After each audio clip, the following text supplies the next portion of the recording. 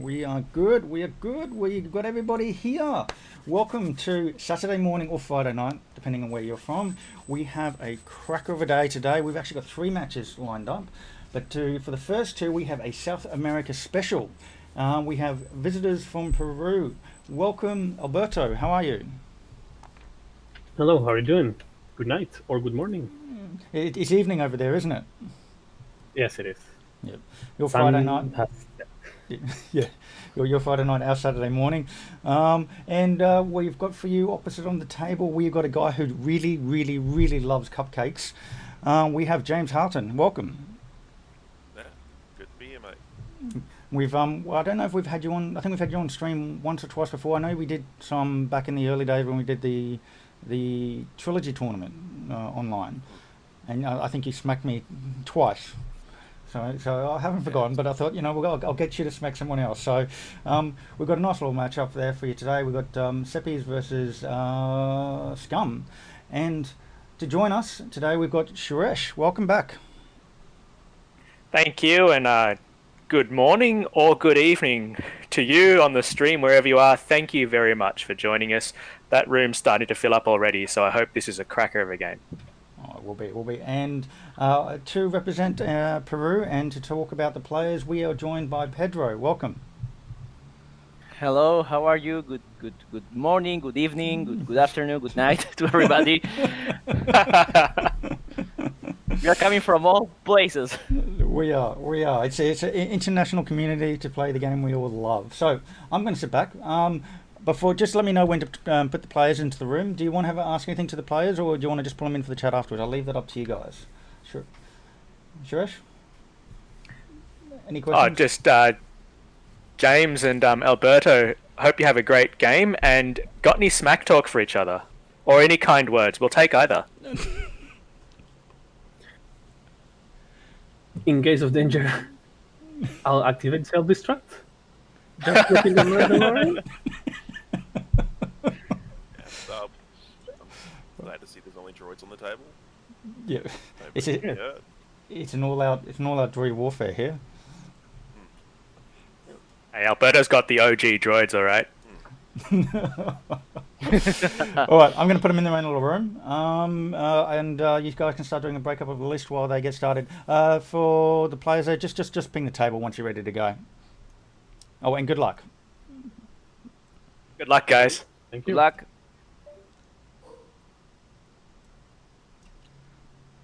All right, I'm muting myself. You guys Okay. take it away. Hey, Pedro, so let's have a look at these lists while the players set up. I'm just going to do a quick breakdown of James's list. Big droid swarm here, kicking off with 6 Trade Federation drones. Just the I-1s, but he's got 2 lots of thread tracers. No other ordnance there, so really looking to just capitalize on the free locks he's going to get from those thread tracers just to make his dice really efficient in combination with network calculations.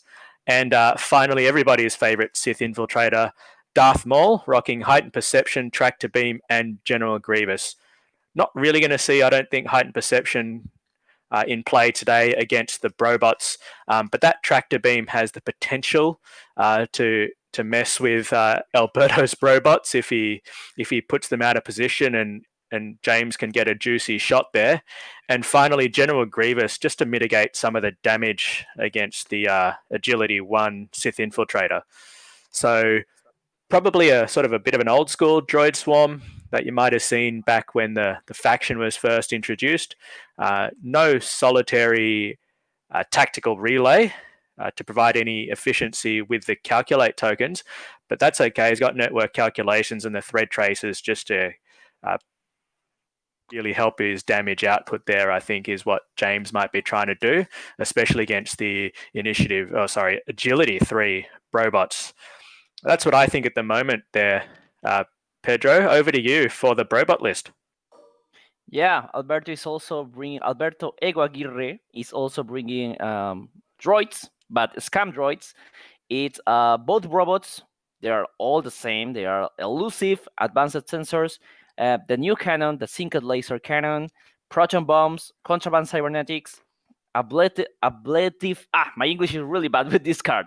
the plating, the one with two charges and can spend one charge to ignore the damage. Sorry, from one of the friendly bomb or an obstacle, and of course the title, the IG 2000 title, is robot letter A, the one that can share calculates at the start of engagement phase, and the robot B, the one that allows you a bonus cannon attack if your other attack misses.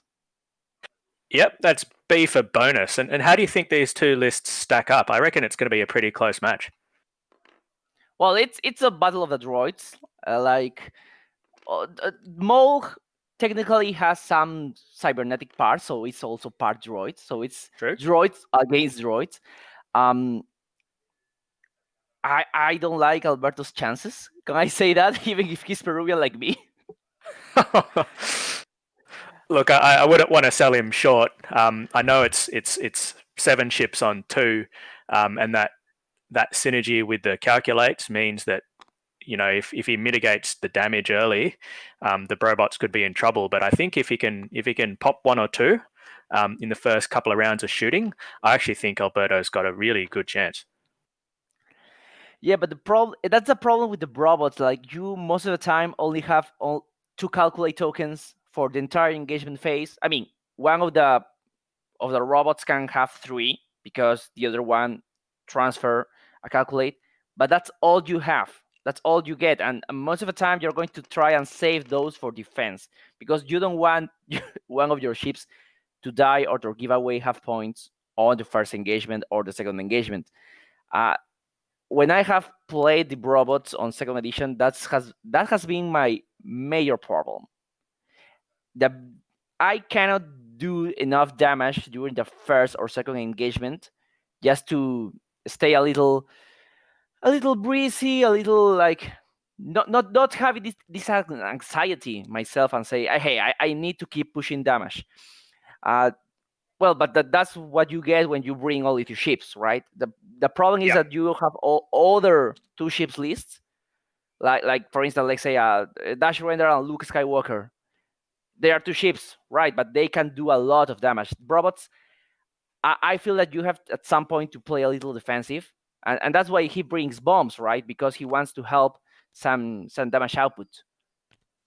Yeah, certainly, and the difference between the Brobot 2-ship list and say the Dash 2-ship list is that Dash with Luke, he's always shooting. You've always got a chance to take that shot when you decide you want to spend the force, spin the arc, and shoot. Whereas, as you mentioned, though, Alberto's got the bombs to actually give himself some protection. If he's got to turn and run, I can drop a bomb behind him, either stop him from getting chased, or just output a bunch of crits onto those drones if they try and actually chase him for a kill. Yep. Also, good news for Alberto is that that's a swarm with no Discord missiles, right? Because yes. I remember the first time I saw this archetype, I think was on one of the Australians System Open, the one won by XY, I think. Yep. Yeah, it was Count Dooku with the tractor beam, the heightened perception, but I'm pretty sure a couple of droids have the Discord missiles. And robots hate this kind of missiles because they don't have the barrel roll. Once you land a Discord missiles on a ship without barrel roll, it's just a matter of time before it's dead. Yeah. So the absence of those are good news for Alberto. And you just see Alberto just turning his robots, just deploying them slightly turns towards each other. Is he possibly looking to stall out here for a round or 2 and see where James goes? Yep, I see no other reason to do that. Like you say, probably just trying to at least to be able to see where those droids are going to move, and then decide where you want your robots to be. You have to be really careful with your robots because of the IGA ability. Yes. You need to be at range 3. You cannot like go different vectors, really separate. No. You have to be at range 3 of each other if you want that ability to work. Yeah, so that's going to be interesting to see how long he chooses to do that for. Now we've just seen the setup just about complete, and it looks like we're good to go. Oh, that's aggressive. Yeah, straight 5, and he's probably going to throw that down on all 6 of them. Yep. Oh, other thing that we have to mention is there are no struts on the vultures. Also true. So I don't think that's. I don't know without the ordnance that James would be really looking to sort of dominate any part of the board, though. That said, it does cut down his options for flying this formation if he just can't ignore the rocks whenever he wants to. Yep. That explains also the 5 straight, because there is a nice wide broad corridor where he's heading to. He's just going past the rock. Yeah. Now we've actually, as we mentioned, seen this just sort of a stalling maneuver. As you said, I think he just wanted to see where those droids were going to go. Now that James has really showed his hand, do you think Alberto's going to come out next round? Yeah. I mean, he doesn't want to stay there when the droids come. He needs some rock protection. Yeah, I like some fast moves here. If I was Alberto, just put my robots in between or behind those rocks, and if James wants to turn in without struts, he's going to have to break up his formation. I think that's the right call for Alberto. I mean, even if these droids decide to turn around, like with the, I think it's one K turn and 2 Talon roll, they have Maul behind them, so it's not going to be easy. Because if they want to come back from the same side, there's going to be his own big Sith infiltrator in the way. Yeah, I don't think he's got some good options for a sort of a turn tail. He's really committed with the 5 straight to putting himself in that big open area, and then see what Alberto does to react here. Yep, they are banking towards that big corridor there. Yeah, he's really just playing aggressively, and I think you can if you see an opponent who's decided to sit in the corner or slow roll, it actually gives you the opportunity to really aggressively get into the position you want when there's not much your opponent can do about it. So there's pros and cons to fortressing or castling or whatever you want to call it, in this fashion, because you can really give up not initiative as such, but the tempo of the game can get really set by your opponent. Yes, I want to point something out, that if the ship's bumps in this round, this turn, it's not the end of the world, because probably there won't be an engagement. But that's amazing setup from James, because he has banked with all 6 ships and none of them have bumped against each other. They have all completed the maneuver. And Yes, no, that's some really slick flying there by James. Yep. I mean, the robots are bumping each other each round, and the vultures, being 6 vultures, they have all complete the maneuver. Yeah, no, that did look rather nice, and I suspect James has done this one before. Yes. So it's probably practiced that, or had some training, flying training for those droids. Wouldn't want to disappoint Darth Maul there in the back. Yep. It's not easy to do. I have tried, but the main problem is that one bumps, but it's going to be not in the exact angle that the other. So when they keep moving, there's going to be a little like weird position from the bump that get bumped. Yeah, and then it messes up everything else. Yes. Hey, while these guys set up for the next round, and I think this is going to be pretty interesting as we see a possible turn in from James. Can you tell, especially for us Australians, what the X-wing is like over there in Peru? We are a community mostly from Lima, from the capital, We are about, I would say, between 25 and 30 players. When we used to play in the store before this coronavirus. But what we are now all playing TTS. We have our monthly store tournament on TTS. Alberto actually has won a couple of them. Mostly cool. playing with the scam. He's a scam player. Yep. He really likes to play something that most people are not flying. Like Right. Yep. Yep. last year he was flying Torani Kulda in the Kimochila, but it seems that because Yep. now every scam player is flying Torani in the Kimochila, he doesn't want to fly it anymore. And Oh, okay. that's why So he decided always to bring like something Torani. unique. Yep. But yeah, most of the time in tournaments he's bringing some weird or crazy combo or combination of some ships. Last year in November in the Lima Open, he brought Han Solo, scam Han Solo, and four Yep. quad jumpers. Each quad jumper, like Sarco Plank, Constable Subio, Anchor Plot, and a single Jakugan runner. So you see where I'm going with this. He likes to Yes. practice crazy combos. We've actually got the next round kicking off with James picking another channel, and I really like the way he's kept the formation of these droids. Suspect he's going to just roll them all to the left, and he's got that other channel there through these three rocks in the middle. So I like what he's done, and see what Alberto's picked for himself. I like the idea of either just a really fast move and just try and keep flying around and see if he can just pull James out of his formation. That's what I think I like here. But of course, as you like to say, the other player always gets a vote. Yeah, we have a say here. Is like the opponent also plays. Like you Yes. can have your setup, your strategy, your maneuvers, but your opponent can counter react to that. I think I'm not sure if he messed up because I think he yeah, did. yeah.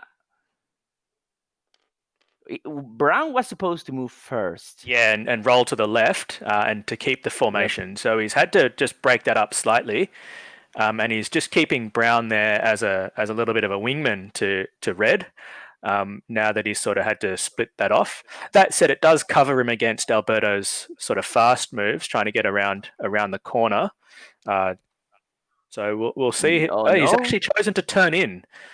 So this could be interesting. I don't know that he's got the range though for a shot, which is actually really dangerous because it means that if James can close in pretty quickly next round, it's going to get awfully violent awfully quickly. I think it will. I mean, you have advanced sensors. Like Alberto has been using advanced sensors all the time here. Yep. But if Red moves next round, probably Yellow can like boost advanced sensors and then move. But Red doesn't have that option. The only thing that is good for Red is that most likely if Mole decides to do like a too hard or too hard, he's going to be stressed, so no actions there. But well, Mole still has the force. Yeah. And don't forget the double tap as well. If he actually brings his gun to bear. And just out of range there, so that's probably not what Alberto wanted to see. But that's okay. We'll see if he can just start pushing some damage through next round. I think Alberto, like, I'm not sure which straight maneuver doesn't clip the rock in front of the red robot, but most likely you should like go straight and then try to boost to your left, avoiding that 4 block of the boosters. Yep. Like they are in separate groups, right? There's a group of 2 and group of 4. And if you go straight and boost to your left, you're most likely avoiding that group of 4, which is what you want. Because if you just move towards them and you get tractor by Mole, then you can, or you're going to suffer a lot of damage, or he can even barrel into that big rock in the middle, and you don't even get to shoot. Yes, although being a medium base should mitigate some of the tractor effects because he's got to throw down 2 You have to Got to throw down counter two tokens. there. Yep.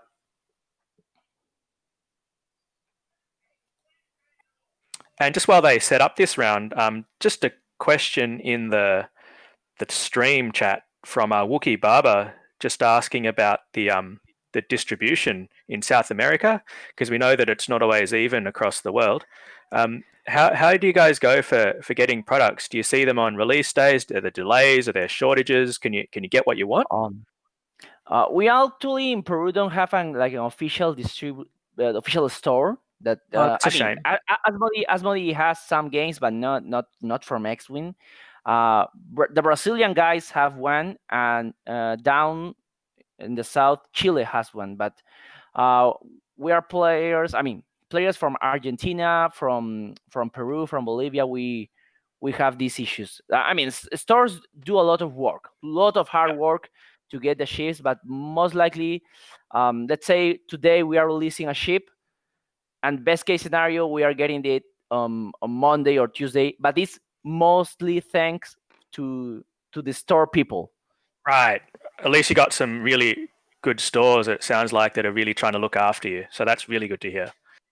Yep. And I mean, we just see the we only drones have moving one in. store. We only have one store, and that store is like he's maintaining the X-Wing community alive. Oh, that's good to hear. At least somebody's doing it. Just moving on to the next round, we've actually got James coming in to play for a couple of bumps, I reckon, here with yellow and pink, probably blocking that maybe a one bank from red into the boost that you thought might have got him out of a couple of arcs. And it's really going to block up yellow as well. I don't know that Alberto's going to be moving very far. Saving grace, of course, is advanced sensors. And then if he wants to drop an early bomb, he might even catch those two drones next turn. But we'll see what happens. I mean, he probably is trying to decide if it's the best course of action to move B first or to move A first. Yeah, depending on what he's set. Thankfully, with the advanced sensors, at least he'll get his calculates. Like, I think that's going to be critical here in this game with all these drones on the table. I think he went for the straight maneuver, and now he realizes if he bumps yellow, probably he's going to be on the rock.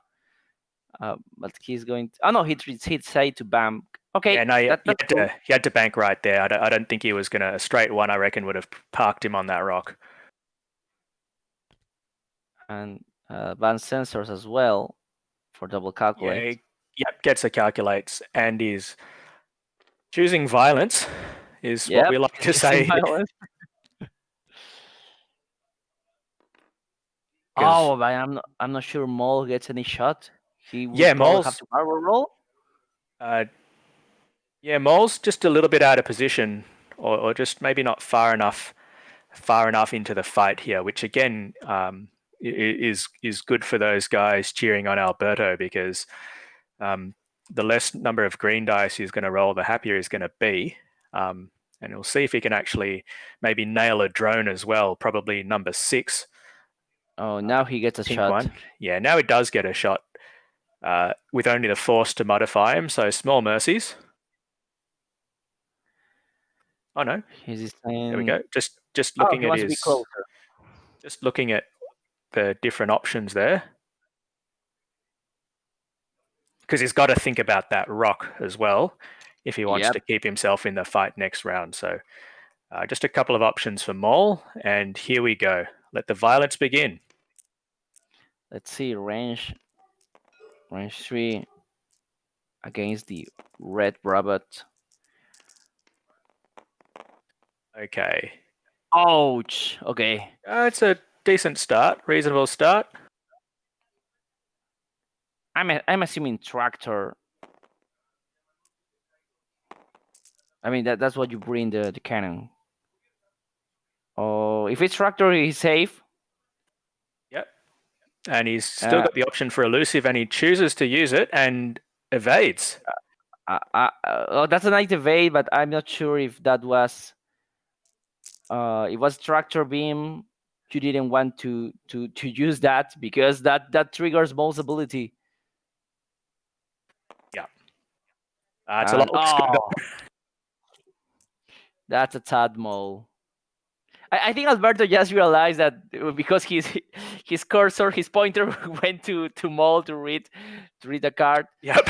I mean, if it was tractor being, then you're a medium base ship. You're okay with only one tractor token. That's okay. It doesn't do anything. Now here we go.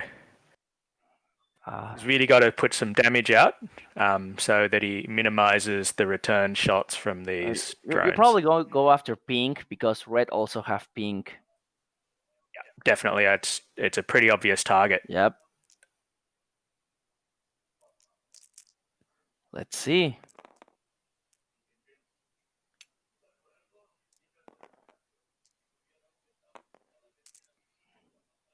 And oh, that's nice. You have a calculate token. I think you spend it. Yep. Oh, he doesn't. Alberto, you should have. So just 1 damage on pink there. Yep. I think he's just a bit worried about the return shots. Yeah, but the guys were most likely going to shoot at red, not at yellow. Yeah, no, certainly. And maybe that spending that calculate would sort of make James have a second thought about who he shoots at and possibly even pick the wrong target. So he's only got 1 here, hoping for an evade. Hang and spend the calculate. Or not, he's just suffering the second damage? Oh, he doesn't want to because if he spends the calculate, James will get another shot. Oh, you're right. You're right. So just the second damage there on the Trade Federation drone. Not the best result for Alberto. At least he's got his tokens left because now James is going to come in and it's not quite sure why he's not picking his thread tracers first. I mean, he should have. I mean, he has red and yellow. Okay, that's that. Who needs locks here? And this is why he's at least mitigating some of the damage. At least 2 there on the Brobot down a shield. I think that this is a bit of a problem here because he has double calculate tokens, but he couldn't have transfer 1 because Ace abilities range 1 to 3, no 0 to 3. So if the robots are bumped, they cannot share calculate tokens. So essentially, Okay. if red spent 2 calculate tokens, that's what his 2 own. Yeah. Yellow couldn't have transfer 1 to red. Yellow should have the 2, should be 2-0. Nobby, we might need to jump in there as the judge just to confirm that with the players. Yeah, because most Sorry, what was that? abilities. He was meant to. It appears yellow transfer 1 of its calculate token, yellow robot to the red robot, but the ability reads range 1 to 3, no 0 to 3, and Okay, those yeah, so can't transfer tokens, robots are. Yep. Should be 2 on yellow, 0 on red now that the red's been spent. Okay, I'll let him know. 1 sec. Meanwhile, we saw the thread tracer there. It didn't quite matter with regards to that shot. It was 3 hits and no evade. So even if he had spent that ghost calculate token, it wouldn't have mattered. And there's just 2 more shots here from the drones there. Oh, sorry, 3 more because green. That's brown will get a cheeky one through the rock. He's actually been a little bit lucky so far, I feel. Yep.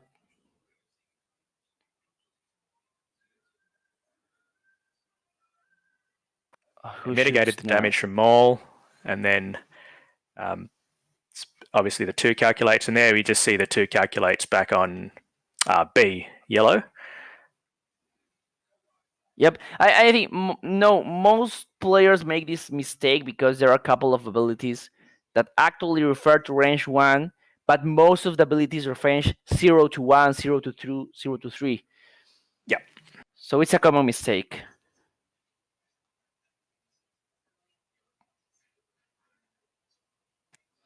That's okay. I think probably just a one damage maybe here or there. And it looks like James is just trying to work out who he wants to shoot at next after they've fixed up that calculate token situation. I don't know why he just doesn't want to pour everything into RG88A here. Really try and burn him down. I mean, you before could they- shoot with yellow against yellow because yellow doesn't have any other option. Yeah, certainly. And it looks like a range run shot, and why not? Even though they got the calculate, it's a free. Might as well try and push the damage through. You think Alberto's got any good plays next round? I'm just wondering whether James is going to try and block that obvious K turn. I'm not sure if you go for the red maneuver because there are many ways that those vultures can block you. Yep. I think you just go for a straight or back maneuver and rely on that advanced sensors. And say, okay, I don't care if you bump me. I still have my actions. I will have my complete dial next round. But if I try to execute a red maneuver and I fail next round, I don't have an advanced sensors. Okay. And if I keep bumping, then I'm dead. Especially now that Alberto has realized that if he bumps robot against robot, he doesn't get that Yep. that Yep. sharing ability.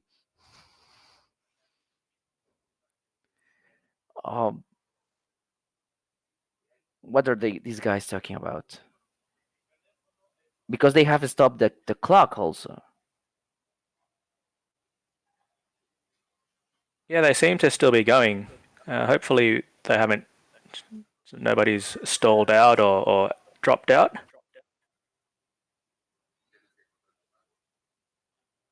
I'm not sure. It's because it's just the first engagement. But if they are unsure about the damage on the red robot, the damage is okay because red spent his two. To calculate. Is his two or its two? Because he's a droid. Look, I like to think they're his twos because I like to. I mean, they are my bros, right? Yeah. Just give me an update. I had a chat with him, and I gave Pedro the option to, if he wanted to wind back, because he said he would have spent the calculate to shoot the pink droid and probably kill him, because he thought he didn't have the calculate tokens. So Right. he had a thought about it, and he's just like, no, we'll play on. So I did give him an option to roll back to that point in time. Oh, okay. Yeah, but he's continued to play on, so like a champ. Okay, look. Thanks for the update, Nobby. All right. That's the locks here. Hit and crit. And nothing. Oh, goodbye shields. Yep.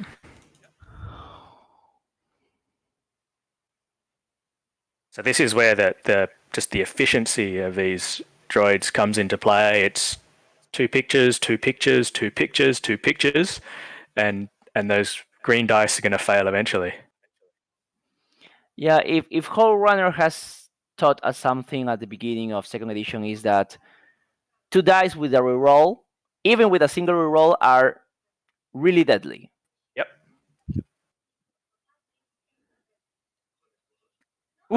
2 evades. Okay. That's what he needed.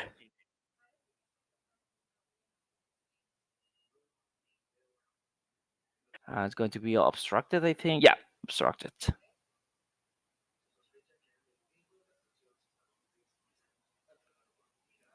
He has a lock. He chooses to use it, and hoping for something better than nothing. Oh, there we go.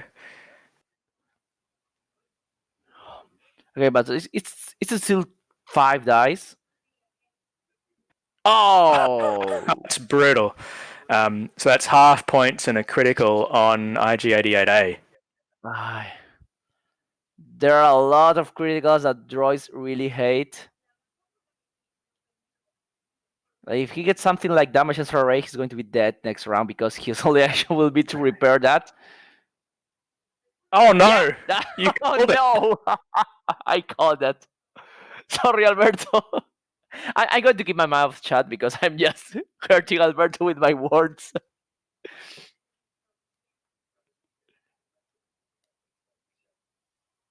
And finally, we just see that last shot, yellow on yellow. And And spending a calculate for 3 more hits. And he's going to push another damage through there. Dropped elusive. He has to calculate. But he's got to calculate to mitigate that.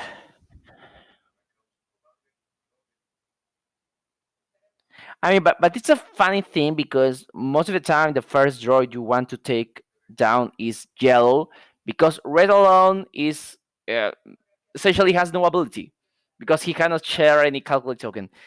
So if red is out of the table, the only thing is that you don't get to share your calculate tokens, but you are not losing any ability. You're only losing like half your list, but you're not losing any ability. Yeah. The thing is, though, that I found playing robots is that until you kill one of them, they're the same. So while maybe killing B actually hurts more, until you kill one of them, they're actually the same. So I always enjoyed it when people would sell themselves out to go for a particular robot because I thought it was the wrong choice on their part. So with It could be Alberto because pushing of in the front, points. he's just taken the easy option. I think that's the right play, especially in the way it's panned out here. But even more generally, go for the one that's the easy target because it's an easy target, not because it's B. Yep, that sounds about right.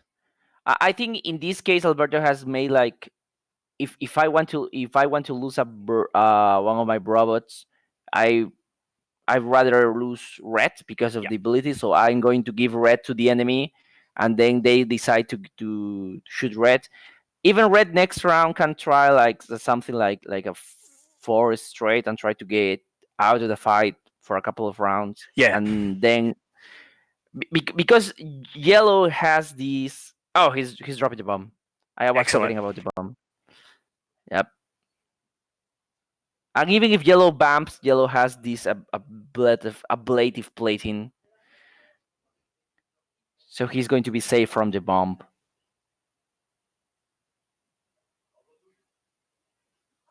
Oh! Oh, that's not the best for James, but I bet Alberto won't be sad about it. Oh! Oh, he's going to get hit by the bomb. Oh, that is the closest of close maneuvers there, with yellow hitting that rock, taking a damage, and yes, going to get hit by a bomb. And just if you're looking at the screen there on the stream, that while it's a bomblet token, they are indeed proton bombs. Yeah, but so they are the same size. So are the same size, and I think he's just thrown that one down because it's the easiest one to generate in TTS. But they are proton bombs. If you are on physical X-wing and in a tournament, then you are required to bring the game components. But in TTS, like you can spawn it already, but you don't want to lose time like pressing 1, 2, 3, 4, 5 until you find out which is the proton bomb. So any bomb is okay. Oh, we've seen the signals there, and that hitting that rock was really, really clutch there for Alberto because it meant, I reckon, the signals fits. I suspect if James had the option to roll, he would have blocked that off with a roll. And he recovers elusive. It's mandatory, so he needs to recovers elusive, and he also flipped his damage sensor A with advanced sensors. Yep. Here comes the bomb from yellow, but he will be safe from the bomb. Yep. Because of ablative plating. Just gets the 1. Yep, he's using the plating, and it's going to be a crit from yellow. It's Panic. Yellow still can be dead next round after he moves through the rock. Yeah, and that's going to be problematic for him. Be really interesting to see what Alberto does with his target priorities this round, because he wants to start killing off some of these guys, but his two juiciest targets, pink and yellow, they're not shooting back. So it'll be interesting to see if he tries to mitigate some damage. Yep. And nothing Also, for Mo. Mo's out of range barely. Yeah, he's just hung back there, letting the droids do the work. I mean, you could just take pink out of the table like right now, but it's going to be pointless if you want to mitigate the number of damage against you. You could probably try blue because it's range one from red. Yep, 1 and a 2. Is Here we go. he's choosing blue. That's too many dice. Maybe not that many dice, but it's a good thought. Yep, you are not far out, and you could spend a calculate token because you're not going to die. Nice. Might just be worried there. Brown's got a shot on him later, and he does choose to spend the calculate. And he'll spend. He'll spend. Yeah, he does spend the calculate, and let's see if he does spend one from his buddy Green. Yep, he's going to be suffering a crit. Take the critical. Oh, damage sensor ray On blue.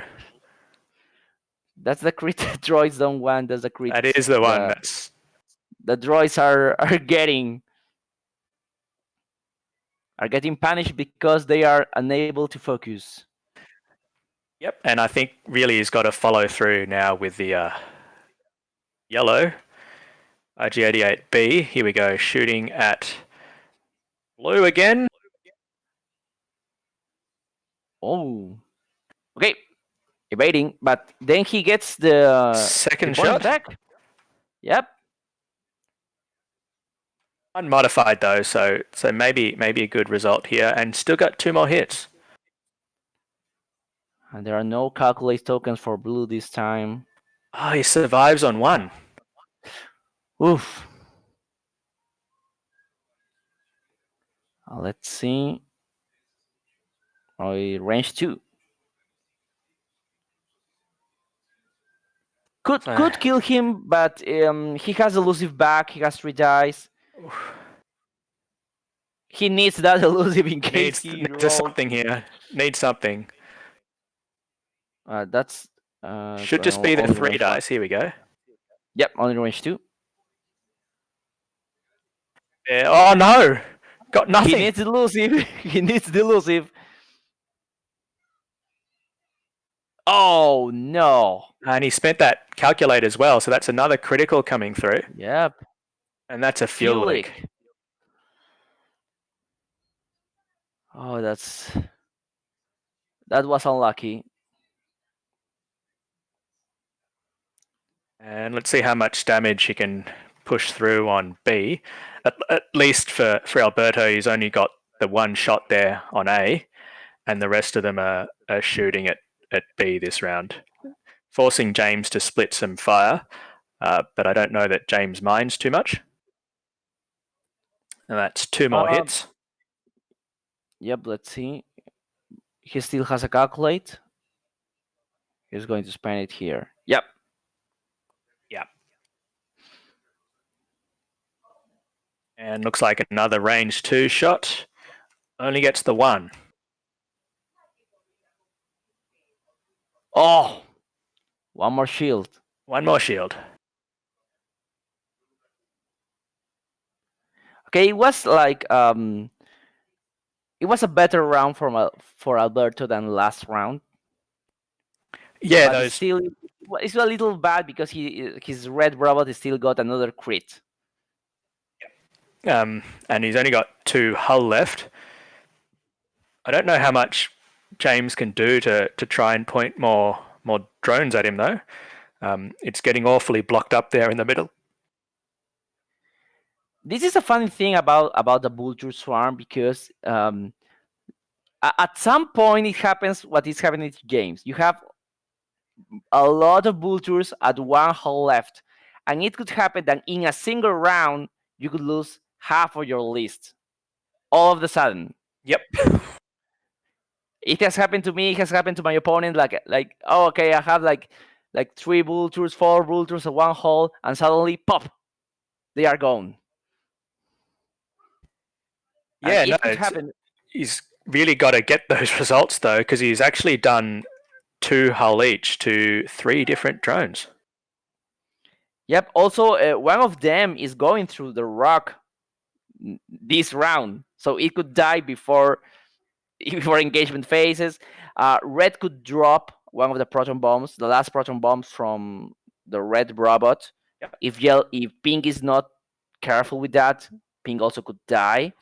Yes. And yes. you are still counting the attack, because Mole is in a weird position from an attack next round. He's probably going to try and sloop just to get the angle, because that big rock is in the middle.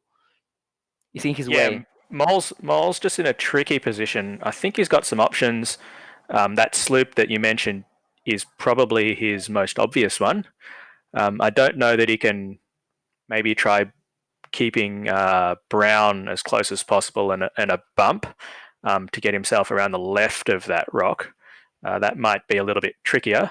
And here's that second bomb you mentioned. Yep. I mean, he's about to die, so he might as well just drop that. Hey, you never die with rounds in the magazine. Never. Okay, pink will be safe. And here we go. 50-50, and it dies. Yep. He is gone. There has to be a relief for Alberto. Oh, that must be. It's free damage, and I'm sure he'll take that now. Oh, he tried to roll. He failed.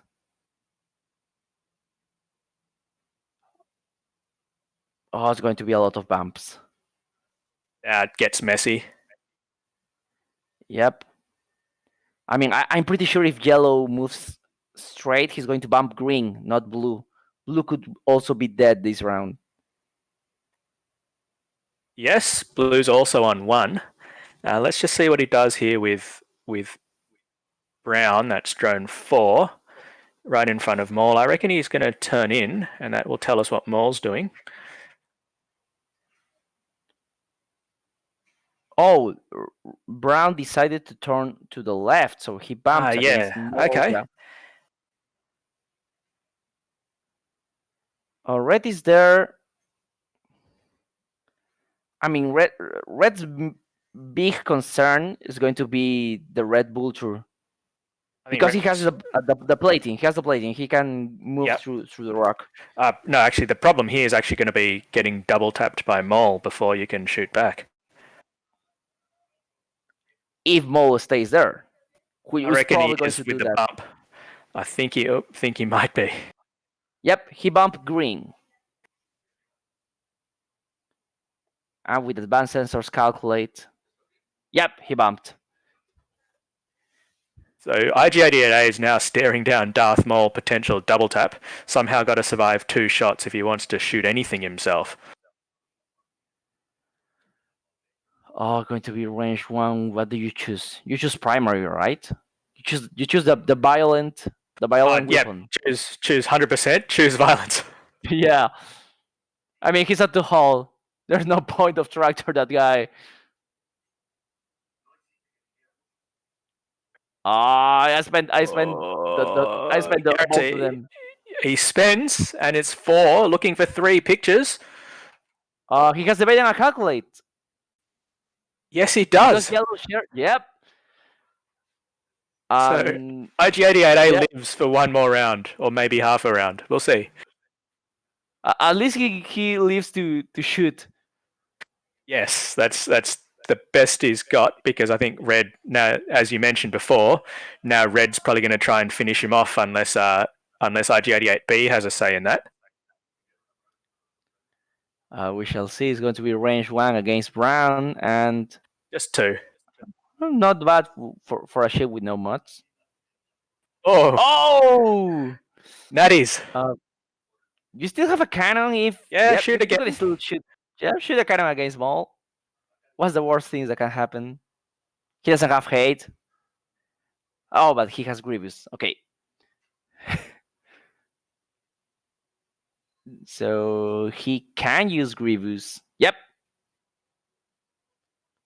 Losing only 1.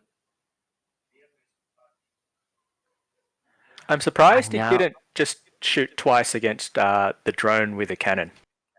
But I think the cannon is only 2 and 3. Or Oh, 1 of course. and 3. Of course. 2 and 3. Right. You're right. It's 2 and 3. So yeah, he gets his bonus attack, but it had to be against Maul. So, and here we go. So another tough choice. Does he try and finish off a drone for next round? Oh, he's actually just trying to stay alive here. Yep. He's And, going for a miracle. He needs all 3 damage with only 1 calculate. Could happen. Could happen. Does he spend it? He's thinking. He's thinking about it. You need. I mean, you're looking for some hope, right? Droids are built on hope. Choose violence. Yep. Oh, another drone down to 1. Still 3. Still three droids down to 1. Oh, we missed something. Like it didn't matter because he failed the barrel roll, but Blue couldn't attempt on barrel roll. Blue had the damages array. Right. And this is not what Alberto wants to see, which is Red staying alive to shoot back. Has a calculate. Has a lock also. I think left over has a from the lock. thread tracers. But how many do you roll here? Only blank? And you got to calculate. Oh, going to be only 2. Just 2. He needs double the bait here. Oh! Still alive!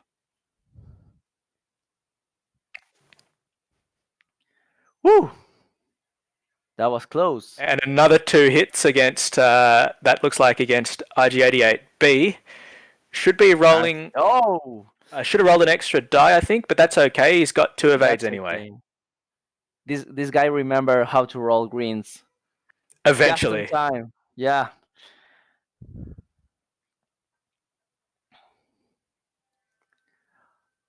Oh, and if Red hadn't dropped that last proton bombs, it would have been a really nice turn to drop another one. Yes. Yeah, but you didn't know if you were going to be alive this round, so that's okay. Yeah, no, I don't think we'll fault Alberto there. That said, speaking of proton bombs, B's got an option for a good one here. Yep, he needs to recover the force. He's forgetting it. Yep. I mean, still don't. Yeah, go ahead. Tell me. I was just going to say that Blue is now the one going through the rock. That rock could potentially kill 2 bolters. Hey, that rock might be the most valuable player. Yep. I was thinking here though, and you can tell me what you think as well, is even though IG88A survived, I don't know that he's still in a great position. He's got to run over a rock himself. He's still possibly pointing at Darth Maul. You know, these rocks could actually take it home for both sides today. If I'm Alberto, I try to sloop through the rock. I'm going to recover my elusive, and I probably just advance sensor calculate with elusive and double calculate against Maul with only 1 force. I could probably try and say, hey, I maybe I'll be safe. Maybe I'll leave. Oh, he's got no option but to roll. Yep. This is actually I don't know if either player is really happy with the way that the engagements have gone, James really must be wondering why there are still 2 robots on the table. Yep. It's going to be hard for both players. But Yeah, and he's I really yep. like Alberto's approach. Well, not entirely, but I like that he at least tried to bring the vultures close here to the rock, because he's giving James lots of trouble with those vultures. Yes, he is, and he's probably going to force yellow to barrel roll away here. Sorry, not yellow, pink. Pink. Number 6 to barrel roll away. Otherwise, he's really facing down. There we go, facing down certain death. Yep. The bomb won't kill him. The rock could kill this guy. Could kill blue, and it does not. Nope. Sounds fair. 50-50 for the rock. Yep. And just a nice blocking move there by green, number 3.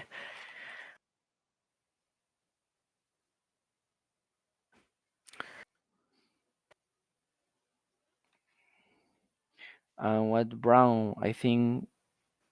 Okay, no more bumps for Mole.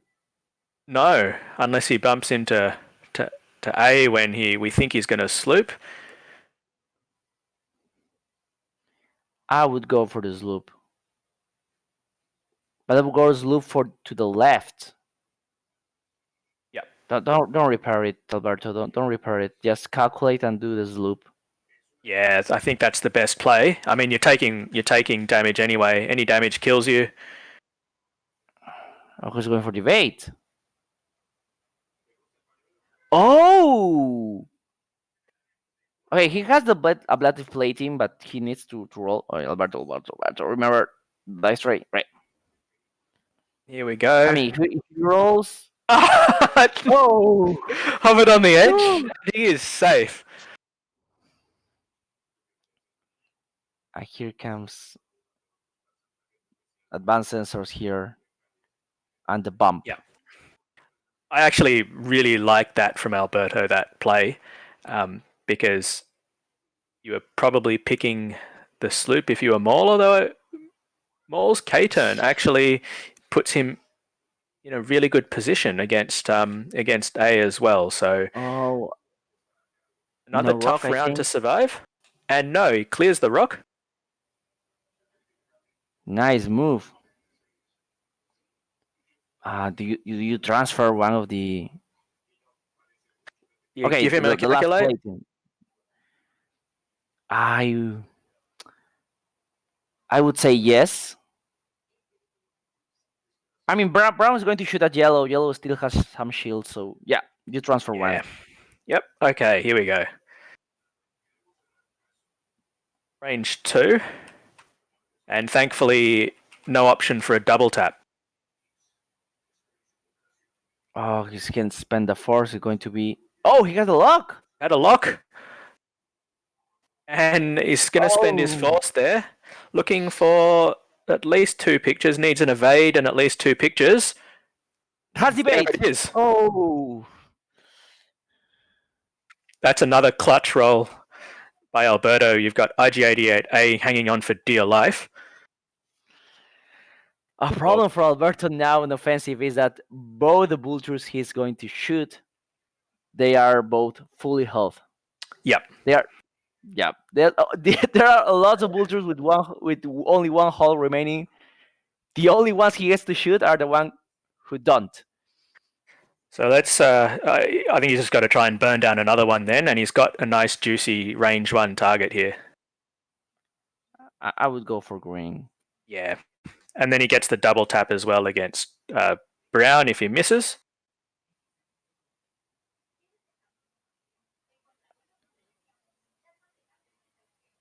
Let's see. Unfortunately, that wasn't a roll. He's just fixing his dice. Saw those hits there for a second and I got excited. Oh! Only the 1. That's not good. Safe. Oh, Safe, but he'll get a double tap, and maybe he just gets an oh, that's option for a right. better roll. Nope. That's not great either. No, don't spend it. No, Don't spend it. no, don't spend it. I mean, if it was a one hole remaining, yeah, just spend it and try, but Oh, yeah, not you've now. got to try and even up the game. Although, if the game ended it right now, Alberto would win by 3. Oh, That said, that the score, I think we agree, doesn't really reflect the game state. But it is always something you just got to keep in mind. No matter what the board looks like, the points will tell you who actually comes out with the win. So while I think we agree that James got the upper hand, Alberto still is hanging on to the lead. Oh, if he could still die here. Oh, you've got the evade. Oh, Go, yeah, you good yeah, thing. because, Go. yeah, whew. Yeah, he spent the calculator back then. He now spent debate. Whew.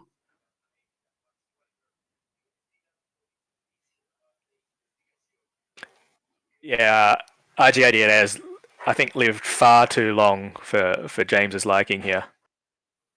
Yep. 2 hits here. It's on to be range. Range 2. It's range 1 2. to die. And he's still got his calculate left. Ooh. There we go.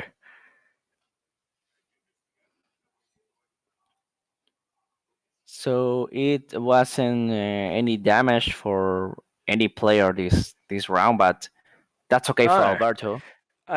Yeah, and I think actually I think James might not mind either. He's actually had to reposition a couple of his drones there to get around the bombs. So having to sort of take a round to really pause, not take any damage, I think he won't mind either. But you're right, Alberto has to be loving the fact that A is still on the table. And Yep.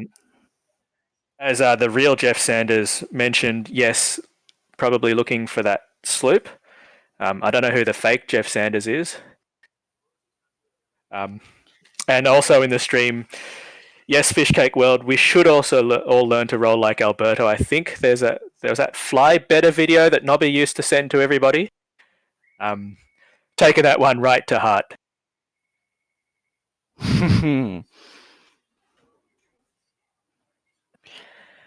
Oh, but what do you have any bombs, Albert? Oh, He's got B one has left one there. bomb left. Only one. So I just update the overlay. Just one proton. But I'm not sure if you drop it here. I mean, if red moves straight, but probably red's going to the right. Yep. Pink. It stops pink from coming in because the obvious move for pink there is to do another right turn or a talon roll. It does stop that for another round, or even the fact that you've got that bomb left perhaps stops him from even thinking about it. But maybe if you're James, you set that maneuver anyway, and if he doesn't drop the bomb, you've got the option. I think you go to the pink should go to the right anyway. I mean, if he drops a bomb, and he's dead. But if he doesn't, then because it's like a mind game, right? I shouldn't go to the right because he's going to drop the bomb, so I'm probably going to go to the left. And the other player thinking, no, I shouldn't drop the bomb because he knows I have a bomb, so he's going to the left instead of the right. So that way I am not dropping the bomb.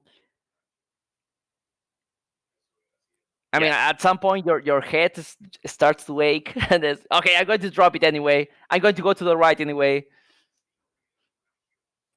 Yeah, and you've just got to pick one and decide. But I actually like your line of thinking there. Maybe just holding on to that bomb might be the best move for Alberto, just to make James have to have a think about what he's going to do. Once he drops it, that's done and dusted, and he can fly around as he likes. The only problem here for Alberto, not the only problem. The big problem for Alberto is that B is out of plating. So if he bumps, he's going to take that crit. Well, he's going to take a crit. He's going to he is. Yeah. But this is the big Just fix problem. that up. Red, yep, it's going to be a problem here for And Alberto. as no bombs. We've just seen red move. Yep, he's I think he just away. held on to it as a threat. Yep, and pink turned it to the right anyway. Although I think if he dropped that bomb, I don't know that there's from a right turn. I'm not sure there's a maneuver from pink that would have got him out of range. But that's No, okay. he would have been dead. I'd actually be hoping to deal more than one here. Next round, if yellow survive, he has a big chance of surviving. That bomb is going to hurt. Yep. Speaking of which, Okay. Now he comes the problem. He has damage sensor array, so he cannot barrel roll. blue. Right, you are.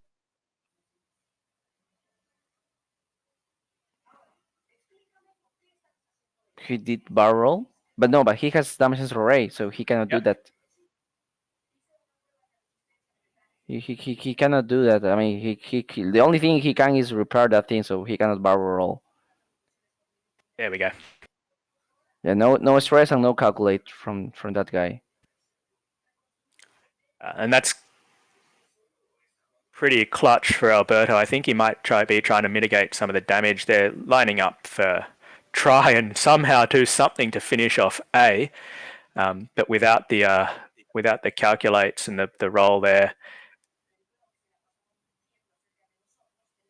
There we go, a sloop left, but I suspect we'll see Darth Maul banking in. Yep, I would have expected Maul to bank and then probably a lock or a focus and try to finish red. Yep. Ooh, that was super close. That is very, very close, and this is danger Will Robinson for RG88A, because Maul will be looking for 4 pictures here. I was expecting a 1 bank. I wasn't expecting like a 2 bank. I was certainly expecting the 1. So very, very, very aggressive from James, trying to get that range 1 and make sure of it, because he's got to wonder what he's got to do to get IG88A off the table. That said, it is obstructed. Oh, he could die here. Only the 3. He has elusive, so He has elusive. He needs to spend it and roll a picture. no, he didn't decide to use elusive. I think James is telling him here, you have elusive. Yeah. No. Oh, didn't matter. And A finally goes down. Oh, so close, but he lived more than expected. Look, he lived far too long, and actually, if this game is close, or if Alberto manages to pull this out, that's why he got to where he did. The amount of resources James has had to spend to actually just get the last couple of points of damage there have been inordinately high. You know, when he burned him down 5 or 6 points in the first couple of rounds of shooting. And I think he's shooting blue. Blue is dead. Pops another drone. Yep, I think he will have a shot from pink. Just the one from pink there at range 2. Very close, but range 2.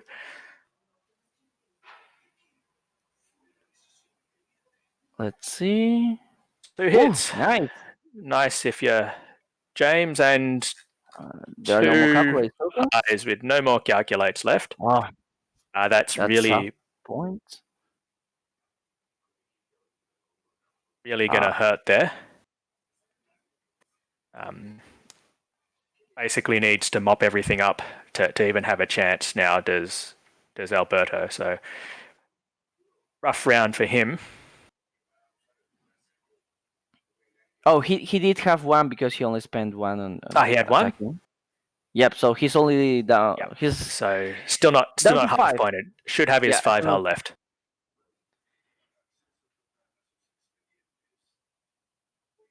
Oh, but this is hard. He needs. There are how many? Still 2 draws down to 1. To only 1. Yep. Still needs though. Hang on here. Somehow hang on without any more damage. With only 15 minutes left in the game, burning down Darth Maul for points is going to be really tough. So Alberto might have to go all out to kill some drones here. That's a really, What happens really tough challenge. if he kills pink and red? He would be winning. He only gets another 21 points for that. He needs 37 for the lead. Oh, so that means killing those 2 and getting a half draw. Okay. He needs Kill 2 3 droids. drones. Yeah. 2 holes, and with pink and red only counting as a half.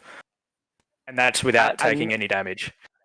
Yep, I would. I was going to say that, and not taking a single damage, because that way you would be giving half of your remaining robot. Yeah, and you see here James just playing a little bit conservative with these pink and red ones. He knows Alberto's got that 1 bomb left, so he's really got to play around it. So good flying by James, but he's forced to honour the threat that the last proton bomb presents. Now comes advanced sensors boost.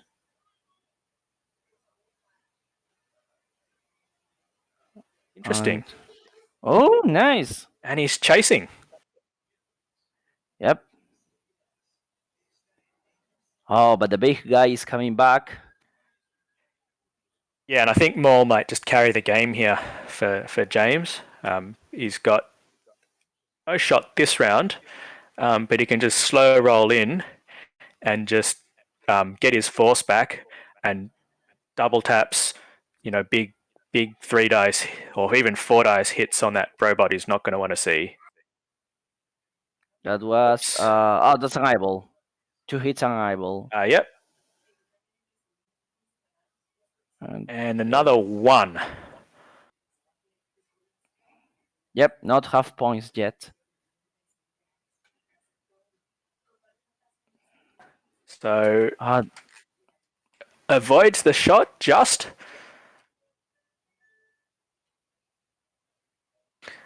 So at least here he's actually not taken up too much time, and he's just trying to leave himself as much time as possible straight into the next round, and just try and give himself as many rounds of shooting as he can to actually earn those points back. But how many rounds do you have with only 13 minutes left? And that's the thing. That's Alberto's one of his biggest problems. Not to mention the ships that James still has on the table. He's just not going to have. He might have maybe 2, 3 rounds. In the stream, Firestorm Squadron says maybe 4, and if he's lucky and can just play through some quick ones. But it's going to be tough to get probably more than 3 to 4 at the outside. I mean, if you only have like you shooting and only 1 ship shooting you, it's probably going to be less time per round. But if all the droids are shooting, then you are spending it like 1 or 2 minutes just on the engagement phase. Yes, and actually there the roll in from green is going to probably block that nice 1 forward. Oh, close. While James here is trying to set up another kill box and finish off the game against yellow. If he even gets 1 more damage, I think we agree that it's going to be a really, really tough with the amount of shots that Alberto's got left to actually just do enough damage, even roll enough red dice, never mind the blues or the green dice, to carry the game. It's a lock from red there. And pink finally gets to turn in and start thinking about shooting IG88B without having to worry about a bomb. Oh, advanced sensor boost. Advanced sensors boost and a sloop. I love that move from Alberto there. Might be a Yeah. little bit late in the day, but he's really just kept his options open because he's actually arc dodged Maul. I mean, if you want more time, if you want more rounds, then you have to. It's also a good strategy to say, okay, less attacks and more planification and activation phase. He's got the barrel roll, of course. That red barrel roll. This could hurt. This could really, really hurt. Force available. Robot only has a Lucy for himself. Let's see. Yep. Oh, that's a point, no matter what. Even with the Lucy. That's a massive hit there from Maul. Oh, that's down to 1. Goes all the way to 1. Oh, that is a brutal shot from Maul. And I think James has been wondering where that's been all game. Okay, so everything we have been talking for the past 2-3 minutes, Maul said no. Yep. Not going to happen. It's all just about getting some points and here we go. With a double tap, that looks a bit better. And he still rolls natty evades. A good die with a direct hit. Looking for a direct. Wounded pilot. Nope.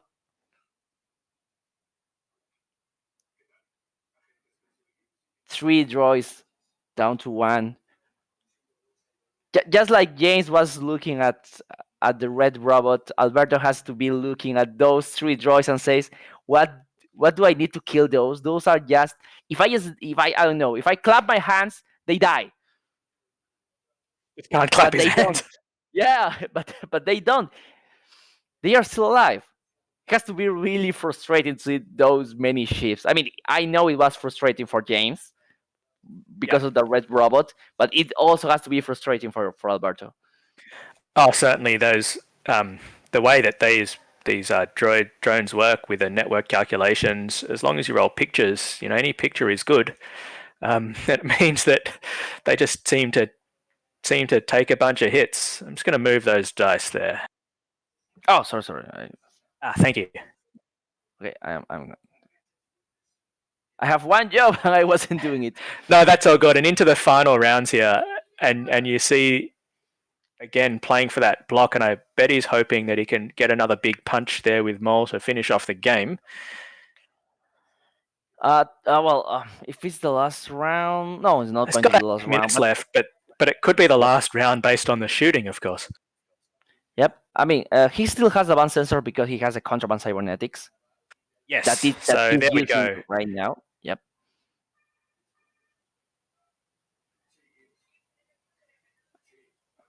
And okay, so you try and take down red from the table. Green is juicy because he's can only spend 1 calculate. But red is the one that is going to shoot you back at you. Yep. He's going after red. He gets 2 cracks at it. Okay. Not sure why he didn't. Triple evade. Oh, okay, but still has a cannon. Still has a cannon. Why didn't he shoot with the cannon? The cannon denies your opponent's bonus range. Actually, takes him down with the second shot there. No, he only rolled defense die, so I think it was originally with the cannon, but James rolled like it was primary, and Alberto told him, no, I set cannon. Okay, reroll, and then he died. Okay, so that's... Right. Because he only rerolled the green dice. Okay, so red is down. There has to be some kind of relief for Alberto. Yeah, it drags it closer. Still only got 7 minutes to somehow get himself 65 more points here. So, no, there's not going to be enough time. Also, he's just all B is also down to 1. Any shot can take him. I do like that combo with contraband cybernetics and the advanced sensors there. Yep, it can help. Like at this state of the game, or like you really need those mods because you are about to die. Then okay, contraband cybernetics because of how the timing works, right? Contraband Yes. cybernetics is when you activate, and advanced sensors is after you rebuild your dial.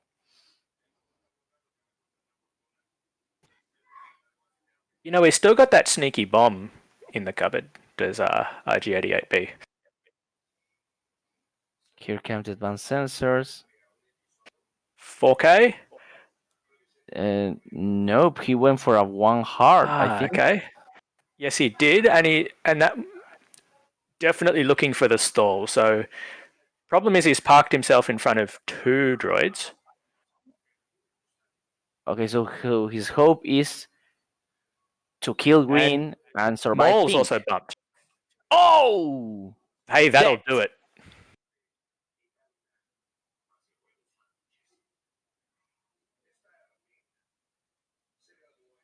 Okay, That so will do it. everything on green. And he needs to And- survive pink. Yes. So I think I messed up the overlay there. That should be red down, and now green is down. And that was a structural. Come on. Only 1. Alberto, you need 1. No blanks. I mean, you can one blank or 2 blanks, but no 3 blanks. Ooh, There we go. Safe. So there could be a like a chance. Probably how many points are there? His problem is for Alberto is somehow got to shoot Darth Maul. Like his only way to win is to deal damage to Darth Maul with a drones left on the table. He's somehow got to at least half point Darth Maul and do damage to the other drones or kill Darth Maul. No, but Darth Maul is going to be 9 damage plus Grievous. Yeah.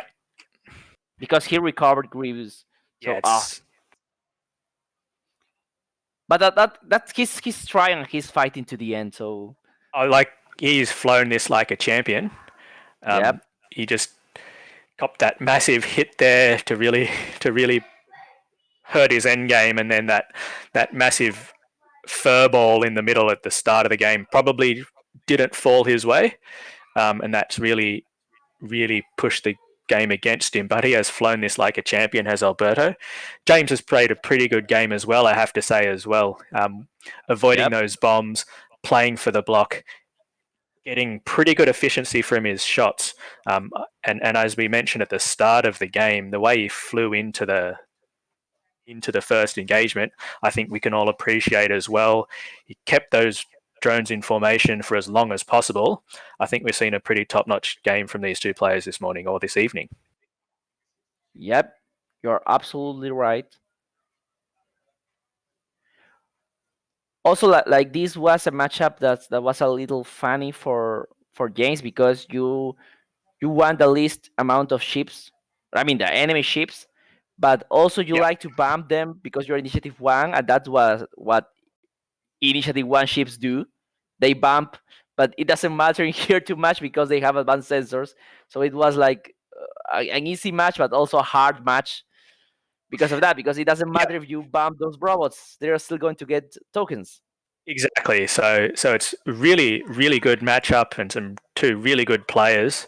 I think we've all had something pretty interesting to watch this morning as this game ticks down to its last couple of minutes. And let's see if he finally drops this last bomb. I want to see him drop the bomb. Like I said, you never want to die with something in your magazine. So might just do a sneaky little something on Darth Maul. I mean, his biggest fear must be, I don't want to drop a bomb, crash into pink, and then die because of my own bomb. No, that's true. So yes, he does have to play around that a little bit, and he's set his maneuver. So this will be the last round. I've seen that. It was a casual game here in Peru when Sam Whistle, the fire spray, dropped a proton bomb. It was down to 2 hull, bumped, took a crit from his own for her own proton bomb, did a hit and died.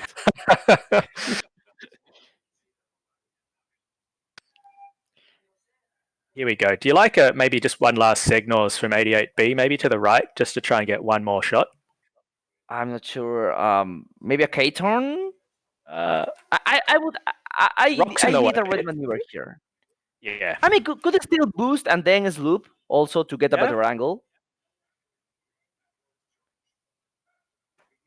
It gives so many options. There's the boost. Yep, here we go. And just a sloop behind the rock. He's trying to get out of Mole's firing arc. Yes. And I think he's actually successfully managed that. Although, if he gets the chance, he's got drone 6, and that's the brown one at range 3. With obstruction? No, with no obstruction. Okay. Sorry, drone 4 at range 3, that's brown, and 6 obstructed. So Evade it. There comes the double tap. not looking only great. One. And he has the calculate? Has the dodges that calculate. with a calculate. And it was to be the last shot here. Yep, looking to finish it off. The last shot there. It is obstructed, so 2 plays 5, and there's one evade. Barely. There it is. And that's time expiring, so good win for James, although he definitely had to work for it. With IG88A just refusing to die and some really clutch flying as Alberto really warmed into that game. Great game, gentlemen. Great game. Yeah, it was a really, really good game. I'm just going to bring the players in right now.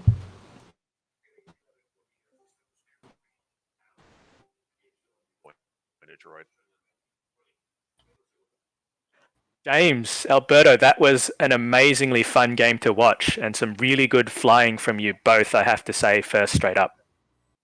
Thank you. Go ahead. Alberto, go ahead. Yeah. I guess congratulations to James. James, right?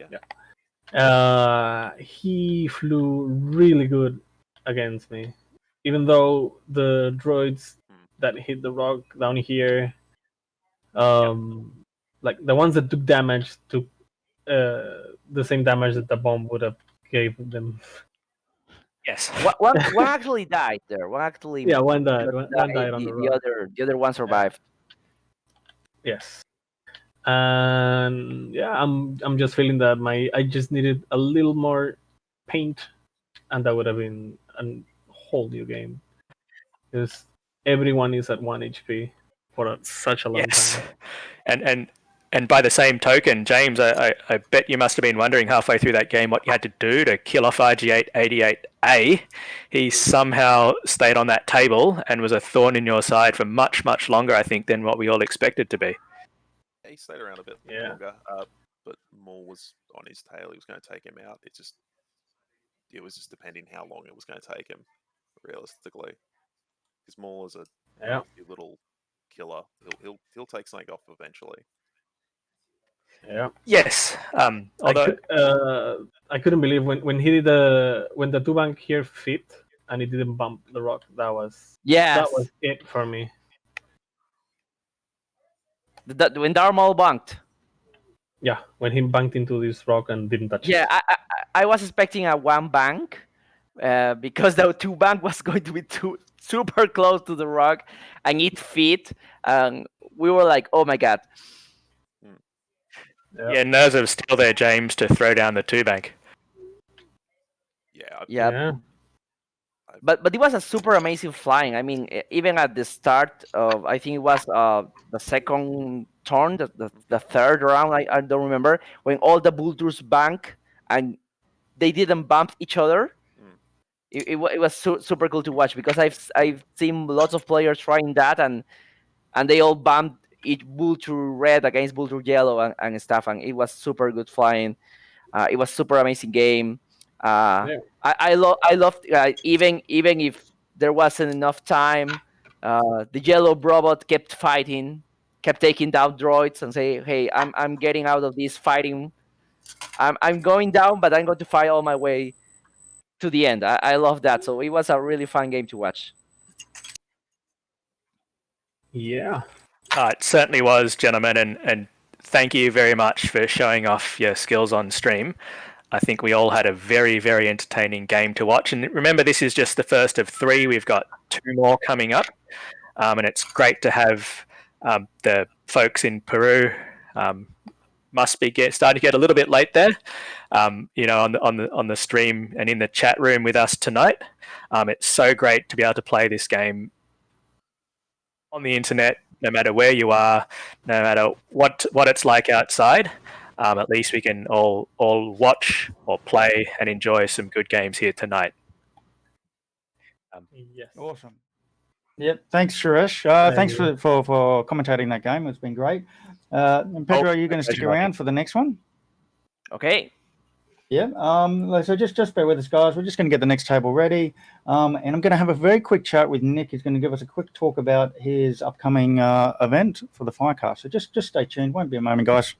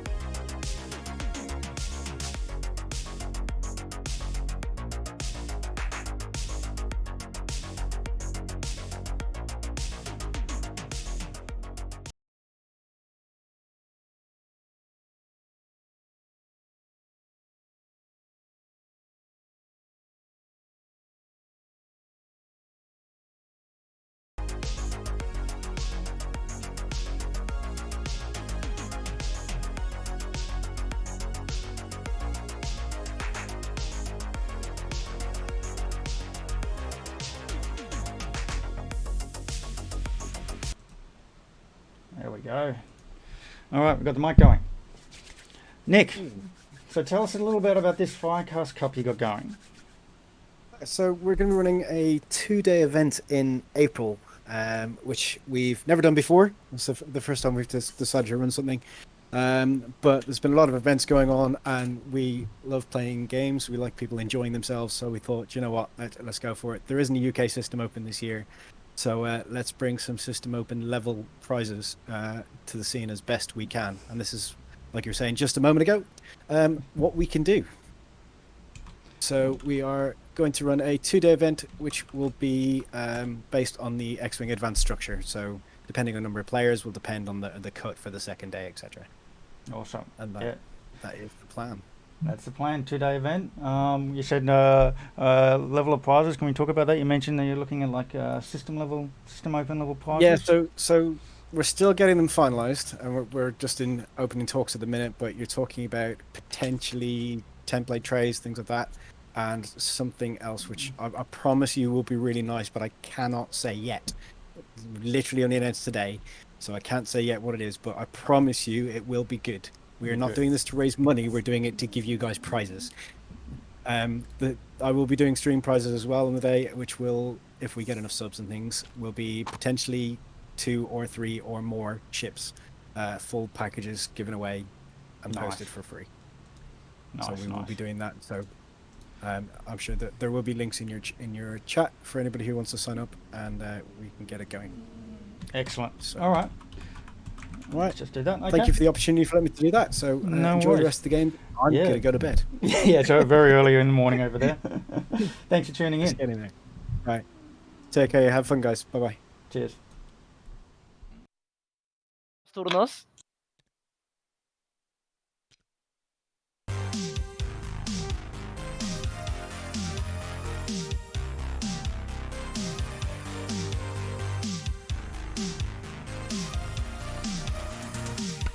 Alright, I'm back, guys.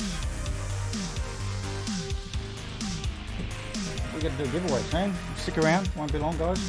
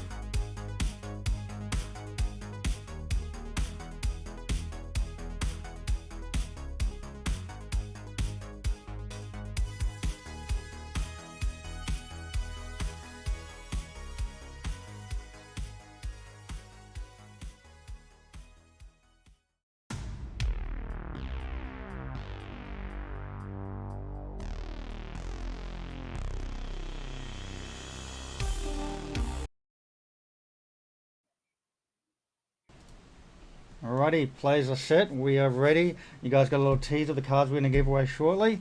But we get to kick off game 2. Today we have Sebastian. Welcome, Sebastian. Hi, nice to meet you. Thank you for the invitation. It's going to be an awesome match. It's gonna be a wonderful match. Now I just wanted to ask you, can you say your last name, because I saw it and I'm not even going to grace that with an attempt because I'm just going to mess it up and it's going to be. So what? Don't worry. Full name? It's Núñez del Arco.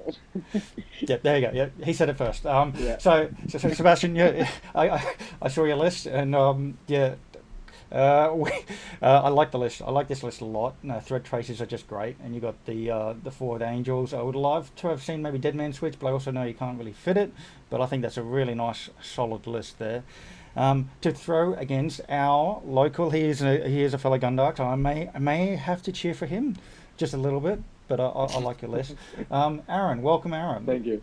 Hello. Thanks for getting up this morning and putting on FO back on the table. Oh, it was a struggle getting up by 11. It is for me some days. It is for me. Do you think you can break your curse now? You know, you've been in a little bit of a slump, and I'm hoping we can lift that up. It's only a casual game, so no.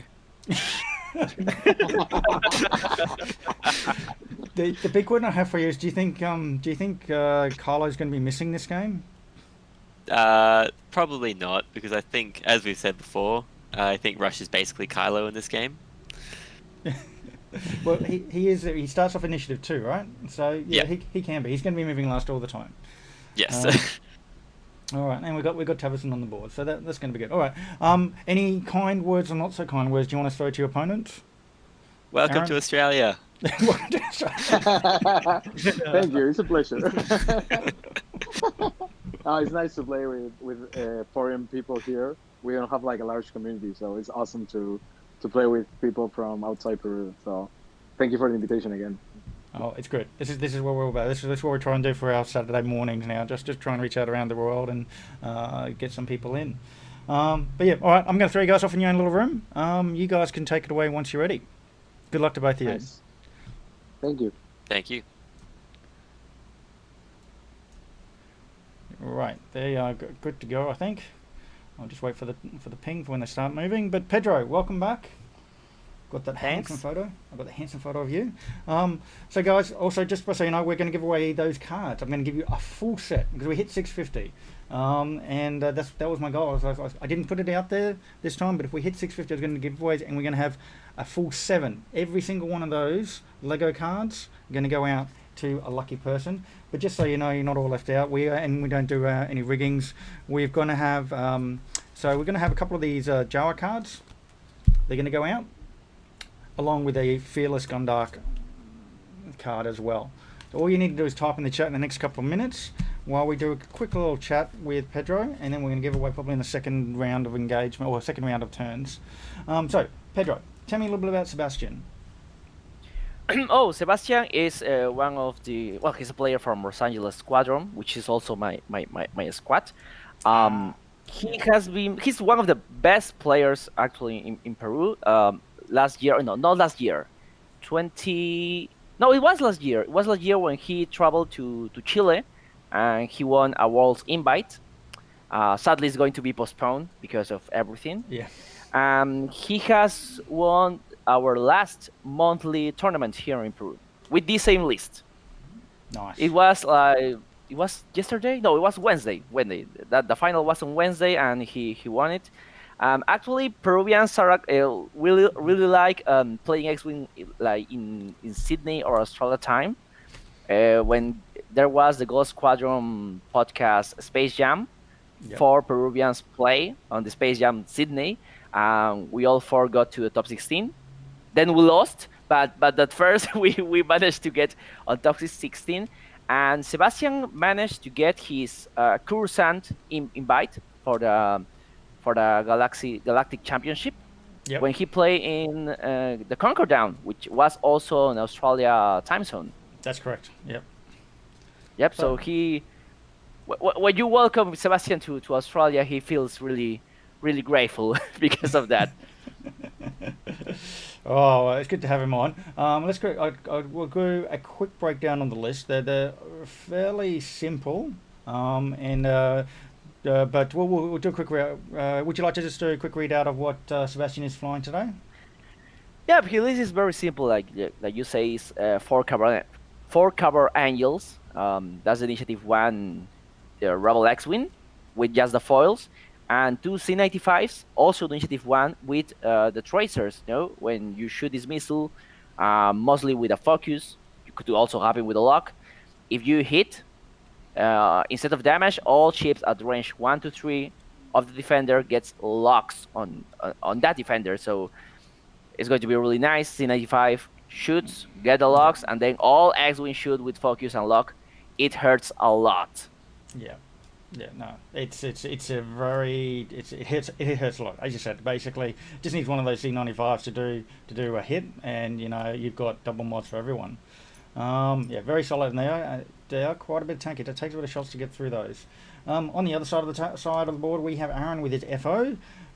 So we have a not Kylo Rush, who's packing Ion Torps. I think that's just for a little bit of control against Aces, which he's not playing. I don't know if the Ion Torps will do too much. In this game, I think he's just going to prefer outright damage. We've got Tavison, so please shoot me so I can give actions to myself and to everybody else. Now, because he's flying against Initiative 1 Swarm, this is not actually going to help that much, simply because they're all going to be shooting after Tavison activates. So no, shoot him, do some damage, get target lock focus. So this is tough. This is tough for Aaron, and he's got 3 cadets. So just a nice simple list. But I think out of the bat, I would say it feels like it leans towards Sebastian. I mean, you could with Tafson, you're used to go with offensive with his ability, like you said. But in this case, you could try having some kind of defensive, like Tafson action could be a lock. When he suffers a damage, then he can't do that reinforce. So the other 5 attacks can be can hurt less. I mean, it's a weird use for Tafson's ability because you are not used to do that, but probably is what you should do in this game because you really want Tafson to survive. Those Epsilon Squadron cadets are good, but you really want Tafson. It's a 4 dice gun on the table. Yeah. No, he wants to kill Tavison. So Tavison's probably going to be up there too when he goes in to do an offensive mod, and then when he gets shot at first, he's going to reinforce on his first action. The reason that those cadets are normally good is because they act as blockers. Unfortunately, Aaron lost the dice toss because they're actually both 200, and because of the dice toss, Sebastian correctly, I feel, chose to go first player, so he doesn't get blocked. He's going to go in and make those TIE cadets very sad. Sometimes they're heroes, but I think today they're not going to be. They're kind of aces, like little aces in this game. Yeah. Just because they move last, I mean they move after this, Sebastian. But aces, yeah, you called it right. That's it. Sebastian actually said when we were off air, he said, "I want my actions. I don't want to get blocked." He actually said that. Yeah. So yeah, it was the right call. This is a typical like I've seen lots of Sebastian games with the list. He does this. He separate in two groups of 3. Each group 2 X-wing and 1 C95. So each group has its personal tracers for each group of X-wing. Yeah, I like that. That also that you don't get too focused on just having them all as one big force. You've got just 2. It's almost like 2 big ships that can hit you with 9 dice, or a threat tracer and 6 double modded dice. Yeah. I like this turn away here. Yeah, he's trying to come from different vectors. Yeah. Especially because of the silencer there, which is the ace. He doesn't want to give away one of the flanks. And it's going to be hard for Rush to get on the flank or behind those rebel ships. Now, here comes the ace move, trying to come for the other flank. It's also a little bit of not delaying, but he basically can then go, okay, well, next turn I can turn in, and he can start choking you off. He doesn't want to get in too close. He doesn't want to give her those free shots. He wants those the FOs there to sorry. You know, the TIFOs out. The TIFOs to engage with the rest of his force. No 5 straight, just a 2 straight. He's not Kylo. Yep, he's not Kylo.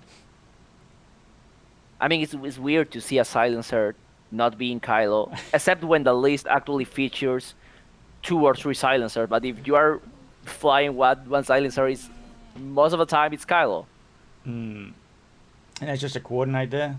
I think you might try and do a lock or something, and possibly auto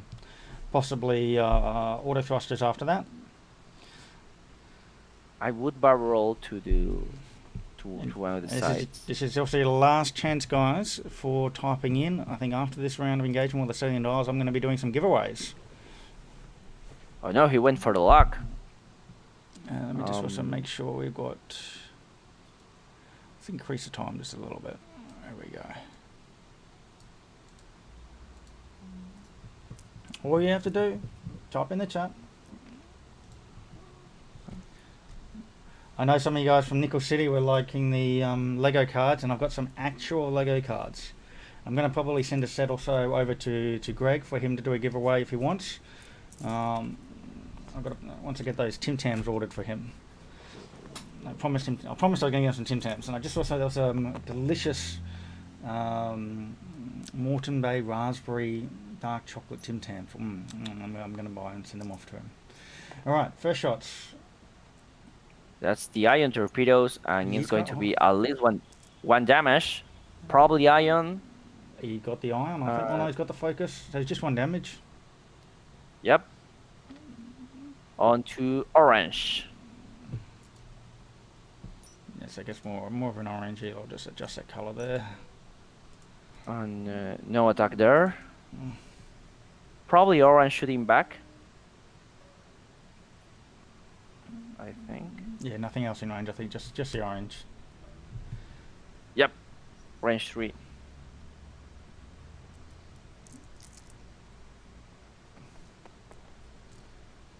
Let's see. Oh! Ow! Hit, crit. But he's okay. He's okay. He's still got the focus. Yeah. He's still got the force. I mean the focus. He does not have the force because he's not Kylo. Yeah, I was going to say that. Use the force. No. No force for this guy. Let me bring that in now. There we go. And I think the other shots are out of the way. So, who wants some cards? Who wants some giveaways? What do you think?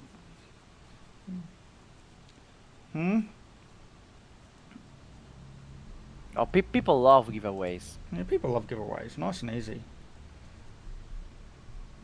Yay! I get a yay. That's all right. Well, we'll do the small one first. So it's basically 2 of the Jawa cards and a Fearless card. There we go. There we go. Going to give this one as the first way. So this is going to be like a Jawa pack. So if you win here, all you have to do is type Jawa. Here we go. Who's Selbra? So Brute. Congratulations. Yeah. Exclamation point give me. Type in exclamation point give me. Type in your details, your address. This is the Jawa set. Just type in Jawa set. I know which one it is. I'm going to go to the post office tomorrow. I've got a whole bunch of stuff to send out. There we go. And for the big one while they're getting dials. So this is a big one because it's 7 cards. 1 of each faction. So whoever gets it will be able to share it away. Give it away. Here we go. 3, 2, 1. Suresh! Is that you, Suresh?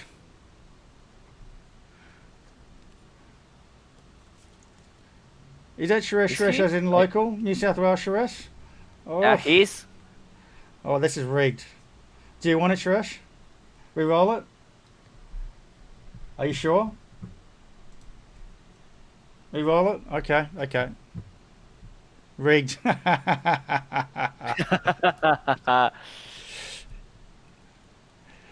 IMI 013. I think that's I don't know if it's an I or that's an L, but congratulations. It's good. Okay, I don't know. Super rigged. Yeah, super rigged. Yeah. Shresh rigged it. Woohoo! You got the full set. Whereabouts are you from? Whereabouts are you from? I'm always happy when these go out to other side of the world kind of thing. You let me know. Phoenix. Oh, awesome. Were you Canada? Awesome. Excellent. Great. So just exclamation point win. Oh no, sorry, not exclamation point. Give me. We do it a little bit differently here. Give me, and then you type in the Lego set for your prize pool. So I know what you got. Full set for you. Okay. Giveaways is done. We might even do another one at the end of number 3. I do have another nice good prize, but it's a Singapore special, so I have a Singapore themed prize for that. Anyway, back to the game in hand. Sebastian, let's go. I'm actually really liking Sebastian's layout going into this round 3. My pleasure, man. My pleasure. The thing is, it's going to be hard for Rush. Actually, it's the only dial which is not set is Rush dial, because I'm also unsure where to go with that ship. I feel he can't. I think he's got to like try and get cover from that debris. I think he's got to like do it. My gut feeling is like do it like a 3-turn, because he's not stressed, so he can do a 3-turn. If those X-wings and the C95 continues pushing up, like they're probably going to do a bank in and go for Taverson. But that way, if he does do a 3-turn in, he has the option to get it set up a lock and start going for the flank and get behind that little squad. But he's probably not going to get shot at. But if he doesn't also want to take too much damage, so it's a tough spot. I don't know. I'm just rambling here now. Whereas but you need to get Rush on the flank. Yes. You cannot joust with that guy. Tafson is okay. Tafson can obliterate the pink C95 on one attack. It's probably going to be 4 dice or 5 dice from Tafson. And Tafson is a big guy. 12 life, 12 hit points. Yeah. Rush. You have to get to the flank, especially because the other group, your cadets, are going to be lost against in 3 versus 3. They don't stand a chance. Here we He go. comes super aggressive. I like this. He wants to get a nice in your face to Taverson. Yep. Because what's scary about Taverson is shooting him and giving him actions. The great thing about having this Initiative 1 list is that, well, you can have actions, but what are you going to do with it if you've already shot? That's correct. At most, like we said, just a reinforce or a jam or something can help him. But he really likes when it's all about offensive actions. Now, that's right. He has a 4 dice gun. He really wants to do target lock focus and shoot you with 4 dice. But he's not going to do it. He's not going to get this. Oh, he's chosen. Oh, look at this. Going for. Oh, but that's the wrong kind of violence. Those cadets don't stand a chance there. That's why they are cadets, I think. Exactly, yeah. They are there to die. Okay, so there's a 2-turn, yeah. He just doing the boost. That's one kind of violence.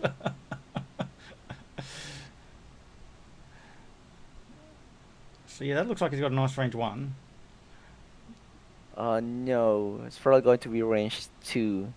2 into orange. I'm talking about. If let's go top down. I think all of them are range 2. Probably. I think he's got a range 1 on orange. The 2 at the back are going to be range 2. Let's see. There it is. Yep. Oh, he's range 1. Oh, it wasn't that close. He's really into range 1. Okay, so 5 dice. Here we go. Big banger. 5 dice. Range 1. Let's go. Advanced proton torpedoes. Hey, that's actually good. If you only took a focus, but hey, you got a target lock. Hey, it's not bad. That's still good. Could be half points if he rolls a blank or something. And yeah. So and a crit also. Hit crit. You just want something juicy like weapons failure or blinded pilot, perhaps. Yeah. So shield, hit, crit. What is the crit? Let's see. That's the first hit. And the crit goes and says direct hits down to 1. Direct. But it's alive. To me, that's He's alive.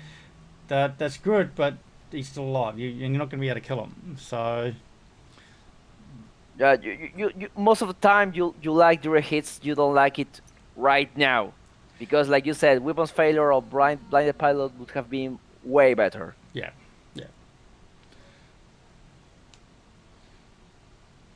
So that will be the threat tracer first. You can just hope that he manages. And good thing is threat tracer if it hits does not trigger Taverson's ability. You're correct. Oh, look, it's super good tracers. Yeah, locks for everybody. And I think there's going to be some locks for those guys up on the other side of the board too. I think yes. I think probably all of them. Well, definitely red and blue, but yellow could be also at range. No, yellow is out. Yeah. But all of the other guys, yes. They all get locks. It's like the upper entry of locks. You get a lock, and you get a lock. Yeah, everybody gets a lock. Yep. Oh, I love the tracers. They're too cheap. I mean, even though they're a little bit more expensive, I think I'll still take them in some lists because things like this, it just enables so many lists. Very, very good. Yes, they have been like the C95. Like most of the time, you wasn't seeing C95s, and now there are a really good carrier for the tracers. They are super cheap, and you're not losing like a lot because their primary is only 2. That's correct. I think they actually need to be factored in. Like, we've got agility and initiative pricing. I think they need to be priced on the red dice of the ship. Well, you've got a lock. Yep. That's why you have the lock. See? Reroll the 2. Ooh. And that's going to be 4 hits. Oh, 4 shields. Yep. That's the first action. Do you jam? You reinforce? Yep, that's correct. I think they probably focus because it was the right call from Sebastian that shooting first with the 1 at range 1. Because if green shoot first, then probably Tafson would have jammed the orange one. So it has to be range 1. Most of the time. Yep. I was going to say it also has to be in bullseye. Can do range 2, but it has to be in bullseye. I don't think it's in bullseye.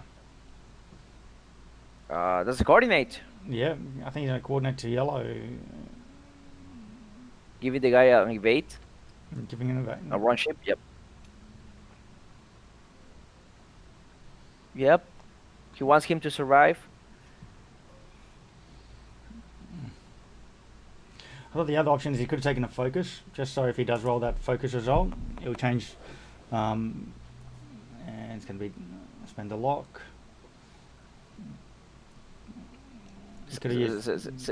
Sebastian is really happy that he managed to bring Tracer, because otherwise it would have been a sad attack. Yeah. Both of them rolling 2 blanks each. Just the 1, thanks to the reinforce. Reinforced drops down to 1, so no matter what he rolls, it's just 1 damage. Yep. Let's see. Now to see if those... Oh, primary or tracers with a Z95, it's... I would go with you go tracers. With primary.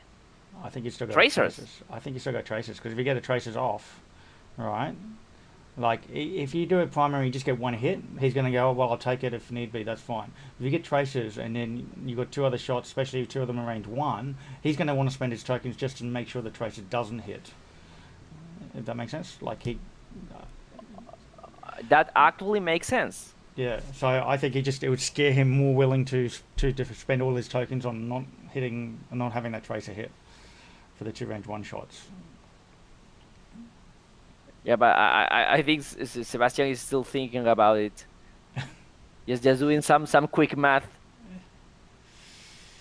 What's he doing? So I know how hard to hit those FOs I are. think It no, looks no, like it's just there doing wasn't. primary. It looks like it's just primary, didn't flip a charge there. Spend the focus for 2. Oh! So he's actually Have spending to both spend tokens. both I tokens. thought he might have just he would have just spent the evade there and just taken one on the shield, but he spent both. Okay. That's a range 2, but that tie FO is. Oh! Oh, that's gonna hurt. That's gonna leave a mark. bad defense. That's a shield and a crit. Is that fuel leak? Hallbridge.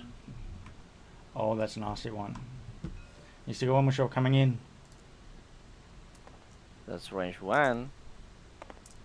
And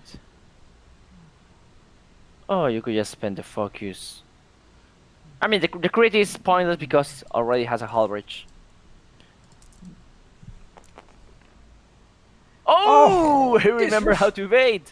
Disrespectful. Yeah. Nice. And now it's time for some revenge shots.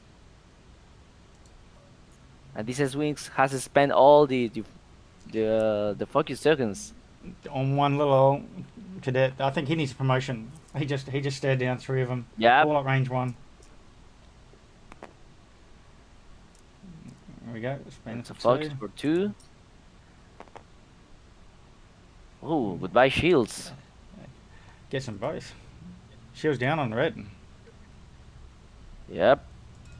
Also range 2. Ooh, another 2. Half points. Well, he's not going to get tabled. Good work, Aaron. You're not going to get tabled. And here's a glory shot. Oh! With all the hate He's back. angry! He's angry! Double crit! Die! Oh, they're hit! Oh, it's Oh my god! Damage Desiree is Oh my gone! God. Somebody give that cadet a promotion. Oh yeah! That was a really revenge shot. He is angry. Yeah. I mean, I think he really hate that red one because he evaded everything from the red one and he ended up killing it. Yeah. He was He like really hated the red color. looking him right at the eye in the cockpit and says, "Oh, I'm on to you. I'm going to get you," you know. That was huge. Yeah. And it was a direct hit in there to kill him, to just kill him. Oh, I'm sorry, Sebastian. I should be cheering for you, but you also know that Aaron's been on a little bit of a losing streak. So, this is not his normal. This is a normal style for Aaron list, but not with Rush in there. It's not his normal list. So, I'm pretty sure Sebastian wasn't expecting the first engagement. Yeah. I mean, I'm pretty sure he was okay with Orange being down to 1 because he's facing Tafson, okay. Yep. But he wasn't expecting 3 cadets to destroy one of his X-wings.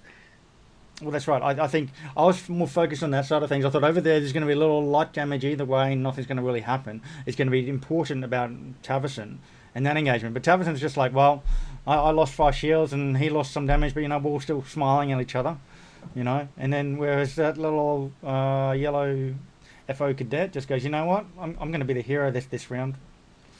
Yep. I'm going to show Lieutenant Tafson and not Kylo how it's done. Yeah, the Iron Torp just did like 1 shield. So far, Rush has done nothing. Yep.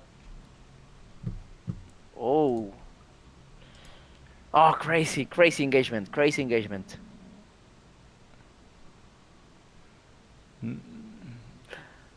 Let's see what happened next. What happens now? Now it doesn't look so bad for the cadet group because Yellow has a free K-turn. We want to put him behind those X-wings. I think probably actually, going to see a little. Well, Blue can't turn. He can only kind of go straight. because of the debris fields there. So I almost feel like that he's going to just do like a hard turn with yellow and then try and do some glory shots on the force that's going after Tavison. That's sorry from Aaron's side perspective here. I'm not too sure now. Now that he's lost that one X-wing, do you think he's just going to just 4K in front of the over the top of the FOs? Not sure. I'm not sure. I like yellow. I mean, cadet yellow turning to the left. But I'm not sure what you do. I mean, most of the time when you're moving first in this case, in this kind of matches, it's okay because you want to bump. But really, not being able to take down yellow cadet from the table is blocking blue. Because blue has to move first. If it was the other way around, you can say, hey, yellow's going to be out of the way. I can do a one straight. But blue cannot do a one straight because it's going to bump against yellow. That's right. Probably just probably a faster maneuver, trying to get past that block. Yeah. Also, you could just bump, or try to turn towards Tafson even if you have to go through the debris, because you have a lock on Tafson thanks to Pink's tracers, right? So you can go to the right and say, hey, I don't have an action, but I have a lock on Tafson. I can shoot at that big guy. Yeah, and he can actually shoot last, so he can let them all spend the locks first, and then reapply a lock with a follow-up tracer at the end of the shots.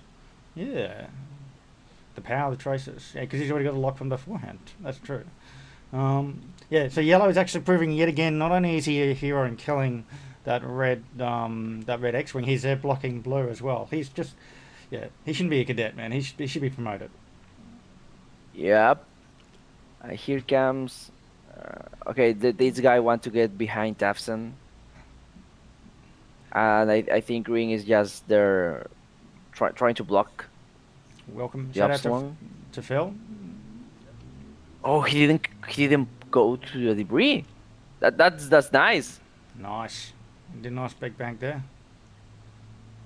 And he's closing foils from yellow, so probably focus boost. Yeah. Yep.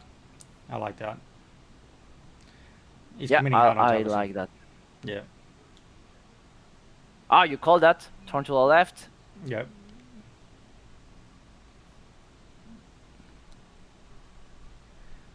Oh, I'm just gonna change that perspective because that Batwing is just blocking half the view here. Here we go. Oh, that green bumped. Maybe that's okay. He's not being shot. Oh, well, he's got one shot. Focus boost.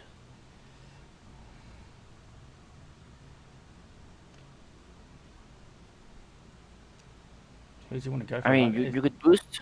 You could boost. Pink is going to shoot at you.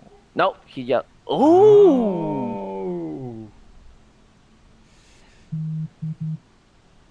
Reinforce. Yep. Reinforce the rear right away. I like that. Nice. Really, really nice. No attack for Tafson or for Rush. Yeah. Well, I mean, Rush. He could. Don't forget if. Oh no, he's going to be out of. He's going to be out of engagement. Yeah. I was going to say. I thought he might have coordinated Rush there, a target lock and then boost to get a shot onto green. I think the target lock would have been just out of range. No, actually, no. I think it would have been in range. You could have ionized. Yep. You could have ionized. For the green X-wing is what I was thinking of. Oh, it would have been really great to shoot torpedoes at green. Yeah. Just move straight, clipping that cloud. That's kind of what I was thinking. He could have coordinated, but I guess he's valuing Tavison to survive. And loses a shield here. Yep, last shield. And that was a C95. Yeah, reinforce doesn't prevent you from taking like. Okay, he's trying to jam. Jamming. Ooh. He jammed him. Nice. Really nice.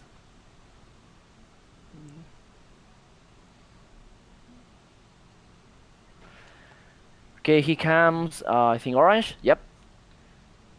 Range 2 with a lock. Empty Tableton, yeah.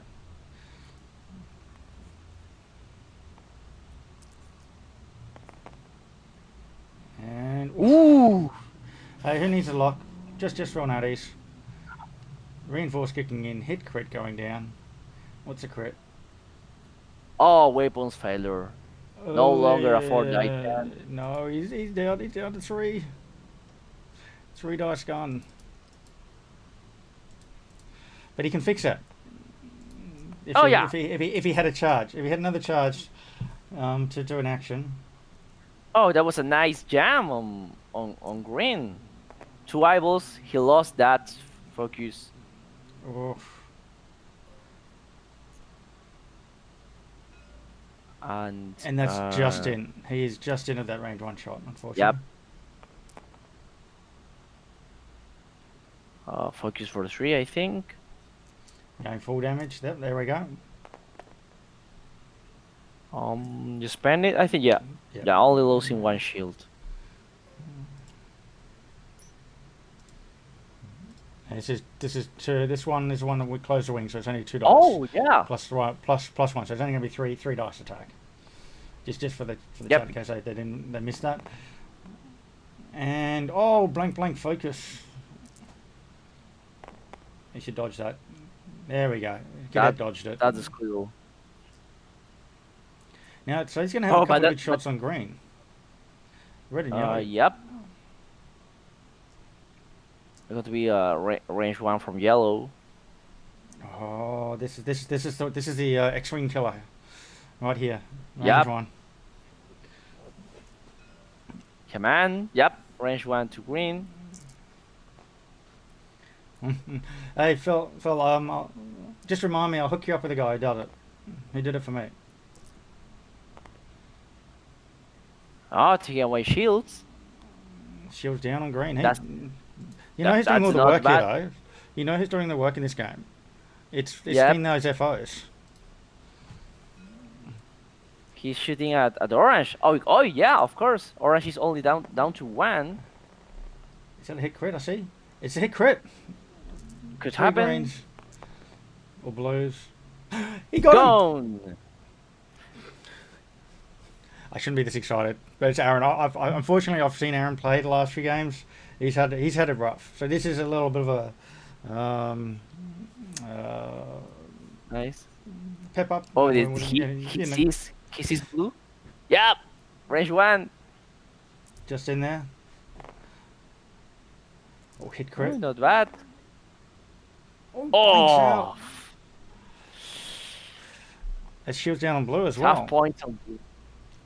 So have you played this Heroes of the Archery Cluster? Have you heard of it? I have. In fact, one of our locals is Sean. Sean, I'm probably going to mispronounce his last name. Tinderman or something like that. He actually does a lot of the work for nice. Hotech. Yeah, he put together a lot of the rules changes for 2.0, and a beloved member of our community. So yeah, big shout out to him because he does so much of the work on there, and I think he was working on some other changes for another mod. I'm not too familiar with the name of it, but he was working on another project in relating to that. Yeah. So I know there is an Empire version, but there is no First Order version. That like these cadets are playing some kind of archery cluster for the First Order because it's okay. Yellow has 1 kill. Okay, let's give 1 kill to red. Green, you have to kill 1 to get the experience points because it is what's happening here. Man, this is like I really thought Sebastian had this. I had a better list to do it, but like he's bought half points and Taverson smoking, but it's cost him 2 X-wings and half a C95 and shields on the other guy. Yeah. The big news is that he has lost 2 X-wings. He has lost the big gun. He has 4 big guns in this list, and he has already lost 2, and he hasn't been able to take out any of Aaron's ships. Tafson is how many? I think it's 4 hull remaining. 3 Yeah. hull 4. Okay, Tavern 4. has It's- 4. Yeah. But Yeah, but it, the only ship chasing is a Z. that's Rush right. is coming this way. The cadets are still alive. Yeah, he's not. He's unlikely to, now that the other X-wing has gone. He's unlikely to kill Tavison this next turn, because Tavison's going to get away from there. He's probably going to do like a 3 bank or a 3 turn. I'm not 100% sure, but he's going to put some distance in, and the yellow X-wing is too far away. I think, even unless he does a 2 bank boost to get in range, and even then I think he's going to be out of range. And then that only leaves green, who's got a debris field in front of him. Possibly do a Talonol, but probably do a turn, which is blocked by that hero. Yellow cadet is blocking the turn for green. So, yeah, that green cadet needs a promotion. He's got hull breach. Definitely. Atmosphere's venting from the cockpit. He doesn't care. He's got this. Yeah, that's just take the pilot from the ship and give him like a TIE interceptor, a TIE SF, something a better ship for him. Bumped. Oh. Okay, he's opening up the wings on yellow. Also Just- bumped. You're stressed, no action, but that's fine. Okay, these Okay. guys going after Big Tefson.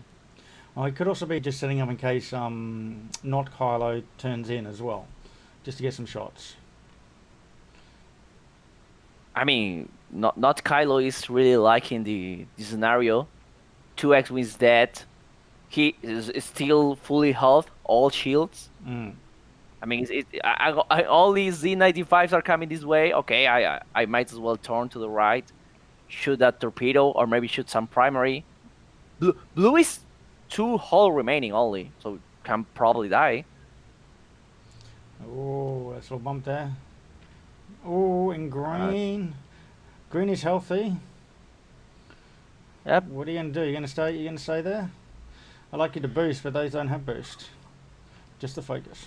No, I think you focus. He's also shooting range 1 at blue. Here comes not Kylo.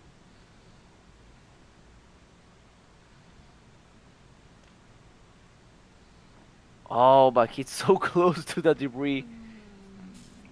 Well, the good thing he'll get covered. I reckon if Towson here coordinates, there we go. He's Yeah. gonna coordinate. Yeah, he's gonna get a lock. I think he's gonna go for lock. Maybe do something Lock mean. and a barrel or just the lock? I was gonna say he can do a lock and do a torp. He can fire his ion Yep. torp. I know. He wants to fight the ion torpedo, but do you use auto thrusters here? No, he can get green. Look, he's just in range of green. Oh yeah, you're right. And then he can do the iron torp from green, and green's out of the fight. In fact, he's so out of the fight that the cadets can do mop up. Is he going for green? Is he going for green? Oh, choose green. Okay. Come on, you need for green. Go for green. No, No. not the head. No, not him. He doesn't care. Go for the green one. There's the auto thrusters.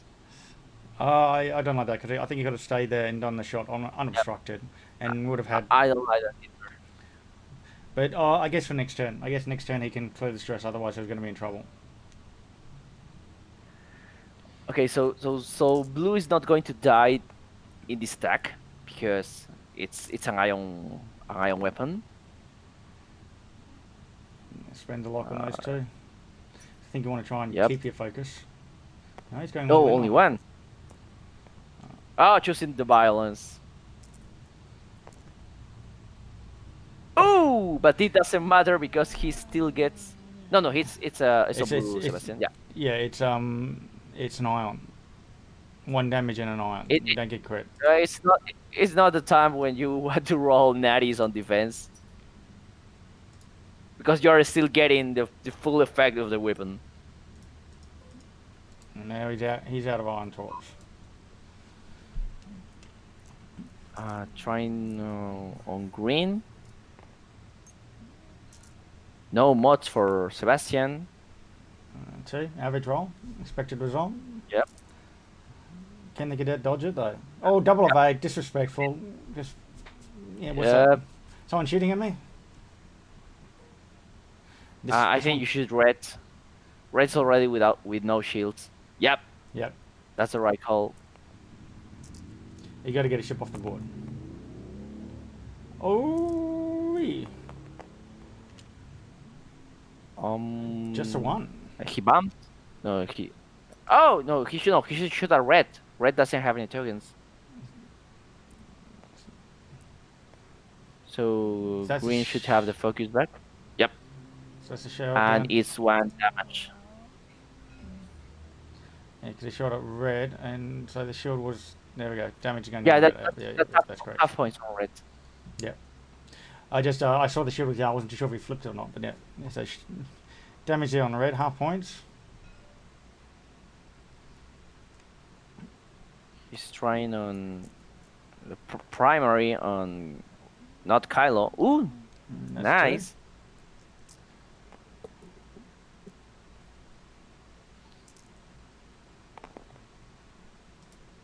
Got one shield.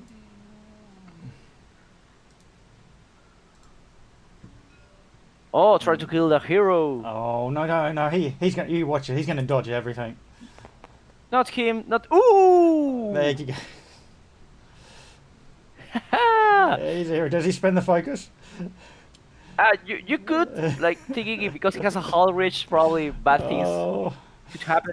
But no to this cadet. Yeah. Oh, that's a cheeky cadet right there. Yep. God. Oh man, what do you do here?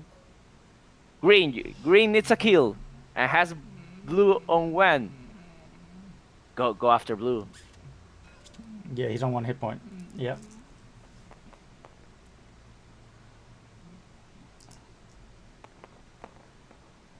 Oh, and that's I will never underestimate cadets my entire life when I play X-Wing. These guys are crazy. That's each cadet has got a kill. We've had a kill from yellow. We've had a kill from red. We've had a kill from green now. No kills from Tapson or for not Kylo. Oh, the guys that are killing the ships are the cadets.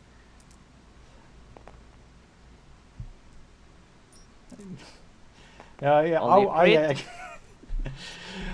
So just in the chat saying, am I sad that there has no Phoenix pilots with tracers? Yes, I would like to see the Phoenix with tracers myself. But keep in mind, those bandits are cheaper. 24 points. And you can fit 2 of them. You wouldn't be able to fit the Phoenix ones in there. Okay, so the hero just taking 1. Being a benevolent hero this round, only 1 shield from pink.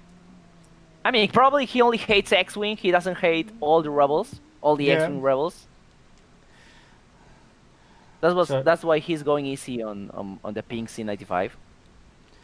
Yeah, but the fact that he's literally lost half his list, half his firepower now, and you still got all the ships on the board, and you can't initiative kill. He can't initiative kill anything, so that means that all the ships are going to be shooting before they get removed. It's a funny thing. I'm going to keep saying this. It's a funny thing that he kept initiative because he didn't want to bump, but ended up bumping anyway. Yep, because those cadets were in the face going, come on, shoot me. Yep. Oh. Yeah. Oh, it's going to be tough. It's tough. It's already tough. I mean, I gotta say, the 25 points for the TIE foes are really, really bargain. I mean, they're like the M3As. You just keep shooting them, and then you get a crit, and then it's like, it's on the shield, first shield. Still got 3 hull, no half points. They eat up a lot of firepower. But if you ignore them, they do this. They just kill you. I mean, it's tricky because they seem like so. I'm not going to say weak, but yes, because you look at them and say, hey, there are 4 health. Hey, they are 2 attack dice. But these 3 green dice, eventually, if you roll good and you survive, they're going to start chipping you away, right? I think Sebastian underestimated those and say, hey, I'm just going to go 3 against 3 of them. I'm going to kill them. They're going to eventually die. They don't stand a chance against my X-Wings. Reality shows otherwise. Yeah. Well, as I said, I thought that the action was going to happen in the bottom part of the board, but it all happened up the top, you know. And that's just, you know, that's what they do, you know. Those kind of ships are just sometimes are so annoying. As Phil says, cadets like most 3 agility cheap ships are a bane, except for A-wings. Okay, A-wings are not a bane; they're a joy. I'm probably gonna. I mean, but they always have the better thruster, so A-wings can have boost and have a better position most of the time. Yeah. I mean, not most of the time, all the time. Cadets only have 1 action. Yeah. And they cannot boost. No, they can't boost. They can target lock. They can focus. They're just a really good upgrade compared to the generic TIE fighter. And at 25 points, they really are a steal. They're even better value. So you're turning around. No, it's, yeah, all about playing jousting, like all the going aggressive here, both players. He's going for that other X-wing. Yep. Oh, no, so close. Just that one base. Oh, that's okay. Guess what? You can do, Tavison? You gotta still coordinate. Yeah, you gotta still coordinate the guy. Oh no, he flipped over the crit. Weapons failure. Oh, I thought he would have coordinated. But no, he just wants to kill him. He's using violence. Could kill him. It's 4 dice. With 3 hits? Okay, that's not going to kill him, but he's going to cripple half points. It's just 1. You really need to kill Tafson this round. Or going after green, maybe? Even if it's obstructed? No, going to yellow, because he's got all the cadets going to be shooting yellow as well. So I think just... Oh, it's going yellow, yeah. Yeah.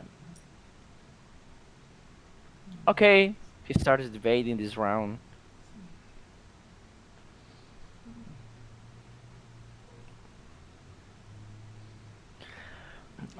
Does he want to kill the hero? He's going for the hero! I love this! Hero, not the right choice, I think. He has the focus. Oh no, but this is I love it when a pilot on the board, it's just a cheap just a one hit.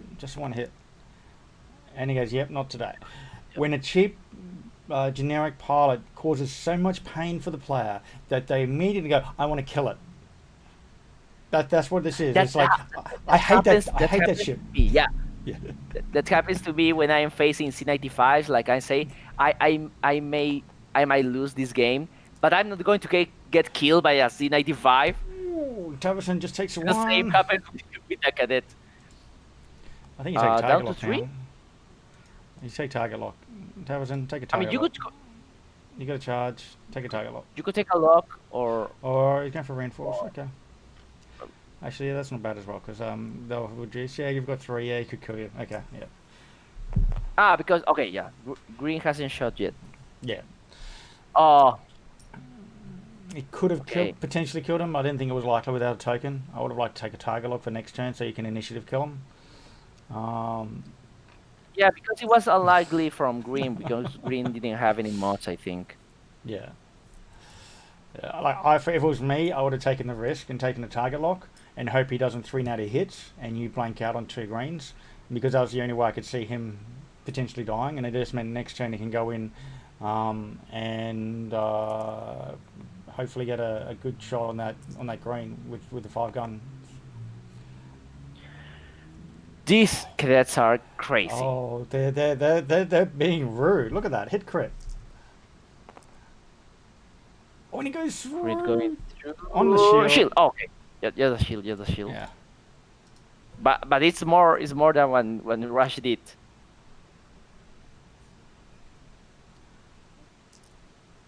Against yellow. Oh man, hit crit again. Oh. That's another shield down. Second shield. Here's a hero. Oh, these guys are really crazy. Double crit into fuel leak into direct hit. Oh! No, 2 hits, okay. Oh my god! And one more half point. One by one. Oh man. Oh man, that's Aaron. I think you got your mojo back. I don't think Sebastian will like Australia that much after this game.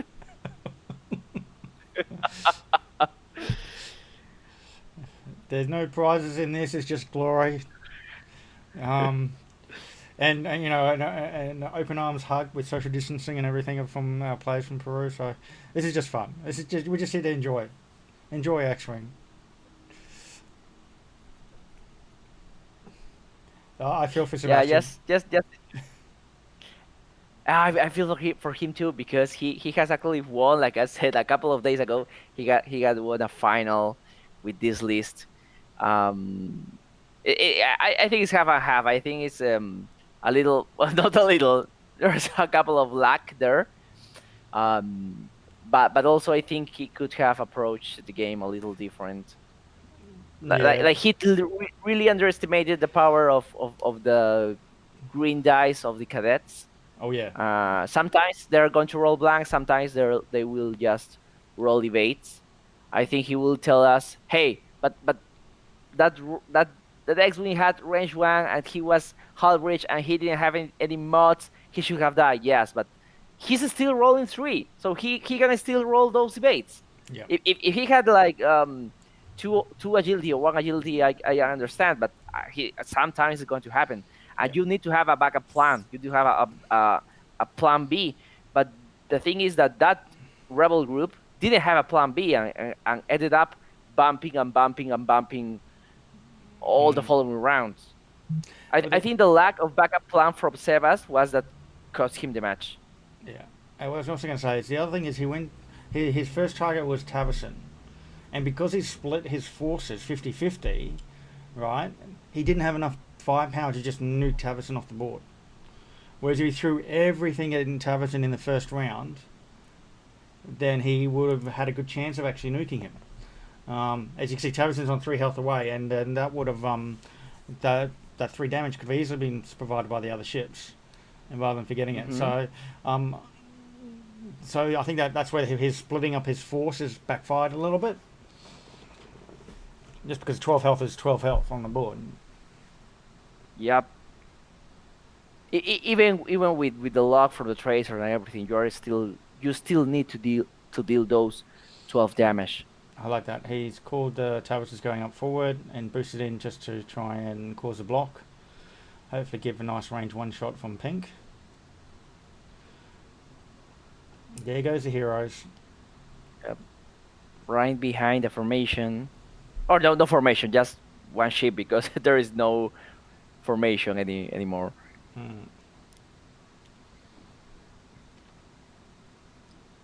Ooh. He could barrel roll though. He could barrel roll. What's he doing? No, he's going to okay, no. You can shoot me. Oh, Red's in a tough spot here. No mods. He'll not evade it, don't you worry. Ooh, okay. That's why he didn't barrel roll. That's why he didn't barrel roll. I mean, he can still log, but he's not doing anything. The only thing he did, or not Kylo did, was taking away 1 shield from Orange, who is already dead. Ooh, nice. Hey, I like that. That's a good call by Aaron there. Seeing the block, you're gonna go right over. He's reinforcing the rear. Yep. Yeah. Making sure he won't die. Just want to mention this comment from Phil in the chat here. Even at 3 a.m, I can tell Sebastian's target priority has been his undoing. Yes, Tavison's a big gun, but he's easily avoided. I actually somewhat agree with that. Not taking out Rush and the cadets has left him nowhere enough in the game. Ahead in the game, I think it is. nowhere near enough in the game. Yeah, I think by not focusing on those other guys, he has left himself be pickled off and not been able to do it, not be able to win the damage race. End game, got it. He's not left himself with enough in the end game. Yeah, that makes sense. Okay, so Tefson is finally dead. I think it's. So they're hit. Yes. Oh no, it was. No. Oh, sorry. That was all It on was on red.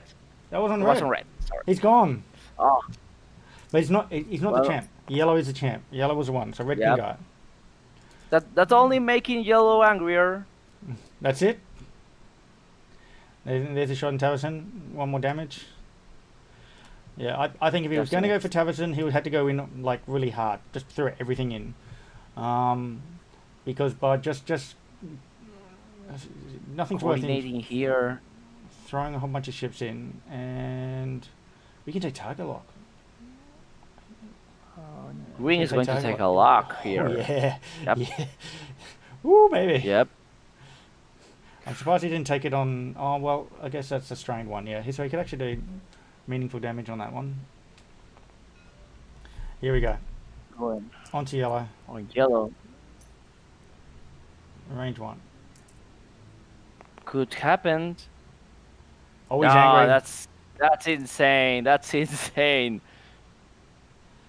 Takes 2. It's down to 2. Yep. No, down to 1. Sorry. Yep. Yeah. Taking 2 down to 1. And you know who's right behind him at range 1? Yep.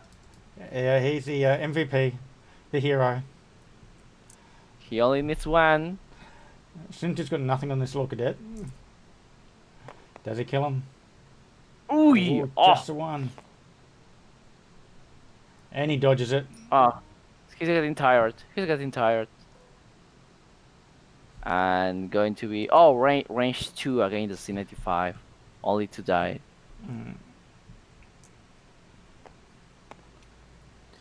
Oh, he's got a lock.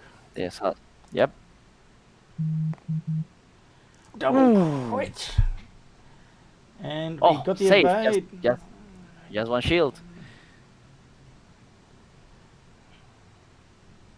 He's actually got 2 shields down. Did I miss the shots? I must have missed a shield going down on green on pink.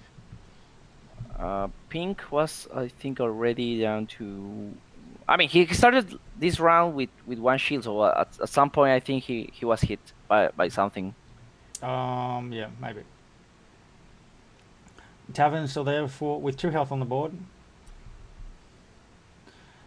Green X-Wing is stressed, so he's kind of out of the fight. So realistically, Towson has to worry about the yellow X-Wing and the pink Z95. Yellow X-Wing is on 1 health. I think with yellow, you just do a 4K. You're going to die anyway. You're probably not going to be able to shoot at Tafson or Rush. Maybe you can do something with the yellow or with the green cadets before you die. I don't know where pink is going. Tafson is in the way. The debris is in the way to the right. You can go to the left, but you won't be performing any attack. I think you just go 1 straight to a self bump. Or yeah, or 1 bank to get a better angle, perhaps. I mean, you can move green first, so pink can do a bump on Tavison, but I think, yeah, you got literally no options to do that's not going to get you bumps and a meaningful shot. Or you could put. They have 3K, I think. The C95 is 3K, which is going to be bumped from Tavison anyway. So, yeah. I think he's so close to finishing off Tavison, he'll just try and take the shot on Tavison.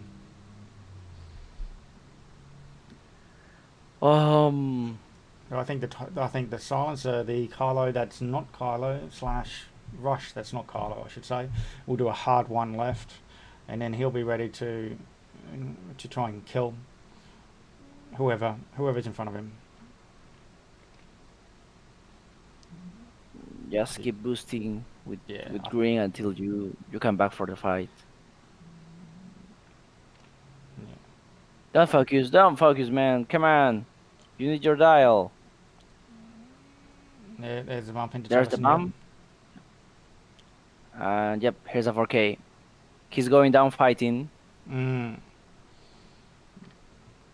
question is, what has green done? Ooh. He's out-dodged yellow, I think. Yep, I think Dodge you. dodge yellow. I would have He blocked. does not have a shot on pink, but he will have a shot on onto the green. Oh, yellow. Does the hero have a shot on the yellow X-wing? I think he, yeah, there's a hard one. I would have thought you would have just barreled yellow. Here comes Rush. There's Jefferson. Perhaps. Do you just coordinate a target could lock and boost him in range 1, kill the C95, or no, even better, you barrel roll yellow. Barrel roll him back so he can get a shot onto yellow.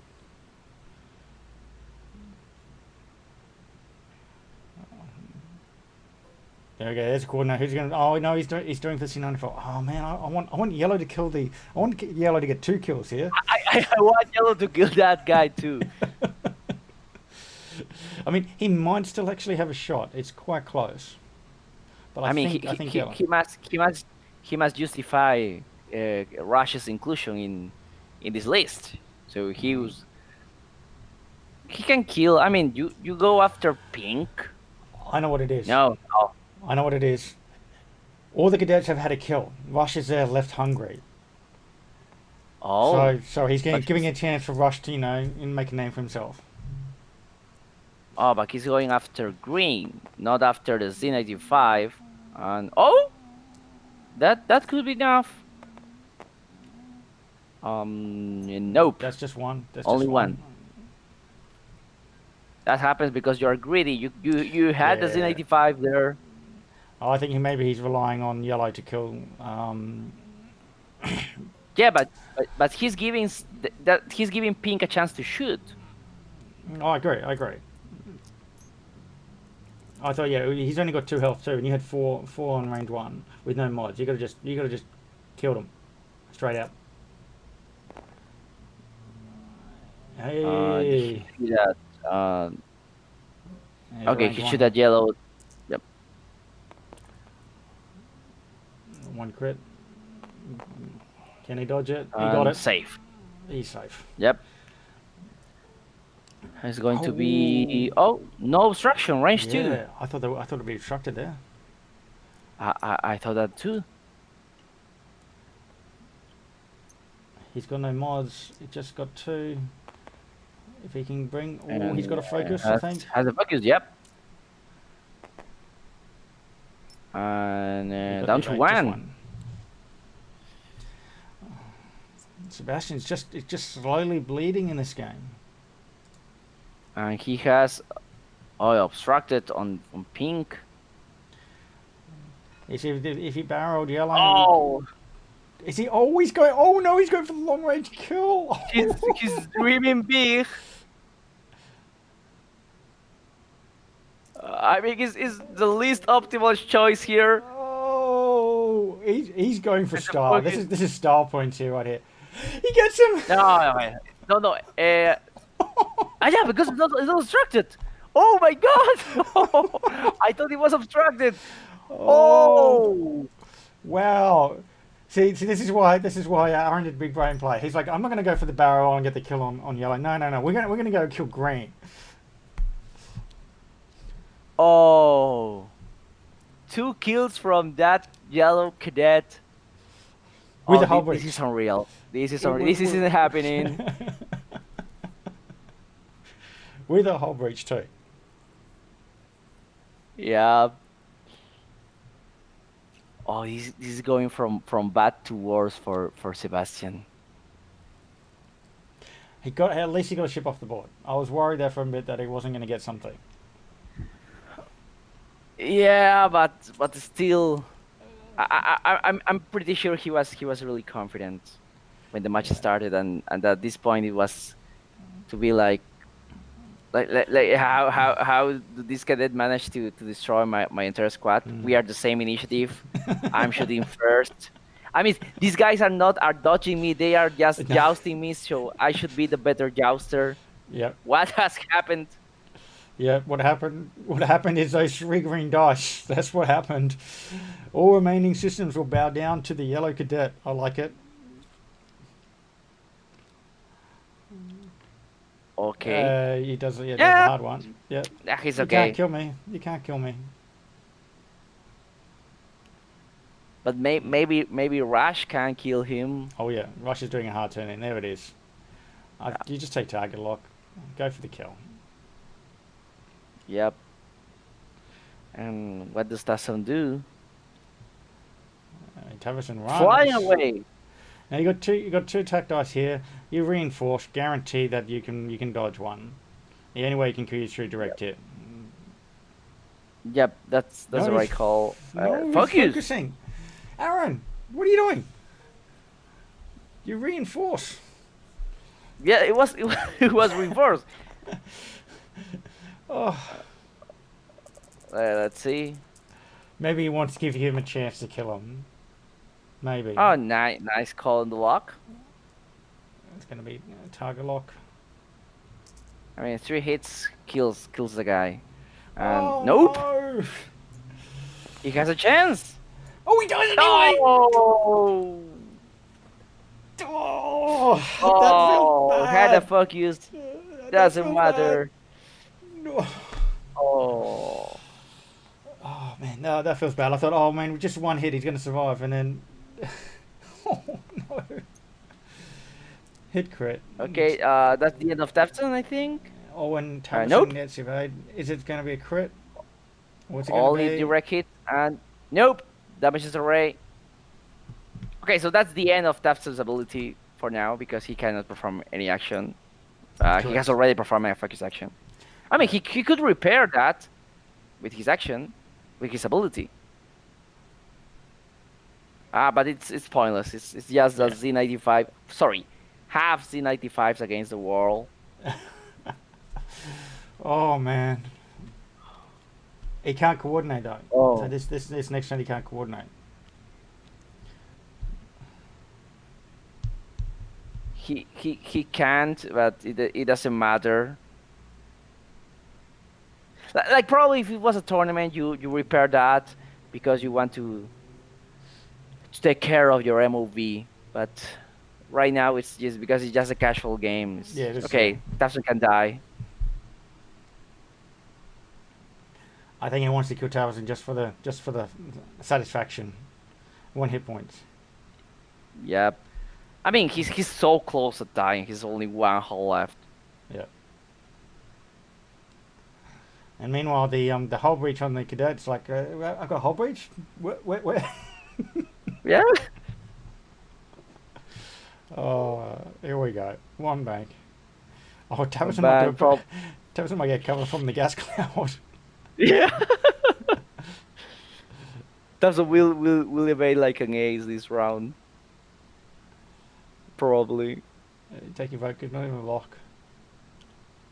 I will leave that pink C95 so he can tell the entire Rebel Alliance that the tales of the mighty Yellow Cadet. Is he going boosting into range 1? Oh, Oh, he just stopped. Stay there. He probably thought Sebastian was going more aggressive and faster, so he decided to stay there to bump. I mean, let's see if Z can leave. Oh, it's going to be difficult. There's a blank needed. That's game. That's game. Dead. Oh man. What a game. Oh, so that was really enjoyable. Really enjoyable. Yep. I had a lot of fun. Not sure if Sebastian did, but I'm pretty sure me and people at home had a lot of fun. We don't care about the players. We were here to put on a good show. So that's what we're all about. All right, let's pull them in. Oh, wow. Welcome back, guys. Wow. Welcome back. Firstly, Aaron, that Yes. cadet, he needs a promotion. Yellow cadet, he is promoted. Yeah. Yep. He went the whole game, lots of pictures. Oh, Sebastian, tell us how you felt. I mean, not how you felt. How with your approach, we really thought you had the game. You had the game there, and we thought all the action was going to be down the bottom of the map. When I say bottom, I mean with Tarvison around there. But the real key action was in the other little group that you had up there. Do you regret splitting your force? I don't know. I mean, like, I first of all, I was like maybe going forward with the group that goes down the mat. But then I thought like if I give the flank, Tapson and Rush can like really hurt me a lot, and I want Yeah. like condition the Rush entering like in a really deadly way. And I mean, in that engagement, the lag was not in my. I mean, in all the match, the lag was not in my side, so it was really hard. I mean, there were like some crucial engagement that it was Oh, really bad. But I don't know. I mean, like I think it was a good approach. Maybe I think I did something wrong with shooting first Thompson because then he can support the other ships that were not shooting at Thompson. So I don't know. Maybe the attacking order, but it was fun. It was fun. It was really good match. Yeah, it looks like it cannot. Sorry, there was a question in there. Can I bring up dice stats? No, I can't. It seems that there's been a change in it. It's not coming up with the option. So no, yeah. I cannot bring dice Yeah. stats. Sorry. No, And I think it's something wrong with the model. I don't know. Since yesterday it's like that, so but that's Okay. okay. I mean, it was a casual match, so Yeah. We'll just say that my red dice were positive 15. yeah. I will agree yeah, that and my those green ones cadets, were like, yeah. the cadets were rolling insane. Hit crit. Yeah. Yeah, It's I like mean, it was like one turn, a lot of paint, and it was like, whoa, you didn't even need much, you know? I was like I stressed everything and just didn't need it any mods. It was ridiculous. Yeah, but it was good. It was good. I like the match. Yeah. Yeah, it was good fun. It was Yeah, great. it was really fun. It was. Yeah. I was very worried about those thread traces and X-wings. So I'm pretty happy with how the dice favored me. I just the cadet man. That cadet was just so cheeky. Yeah. For him to get that kill in the start, we were just like going, whoa! The game just literally swung from what we thought was Sebastian favoured to no. Now he's lost 2.5 X-wings, and all his major damage has been on Tarrison. So yeah, we loved it. It was a great game to watch. And hey, look, I just want to say a quick thank you to coming out and playing. I know the time zone is rough for you, but we do appreciate you playing very late at night. Oh, thank you for the invitation.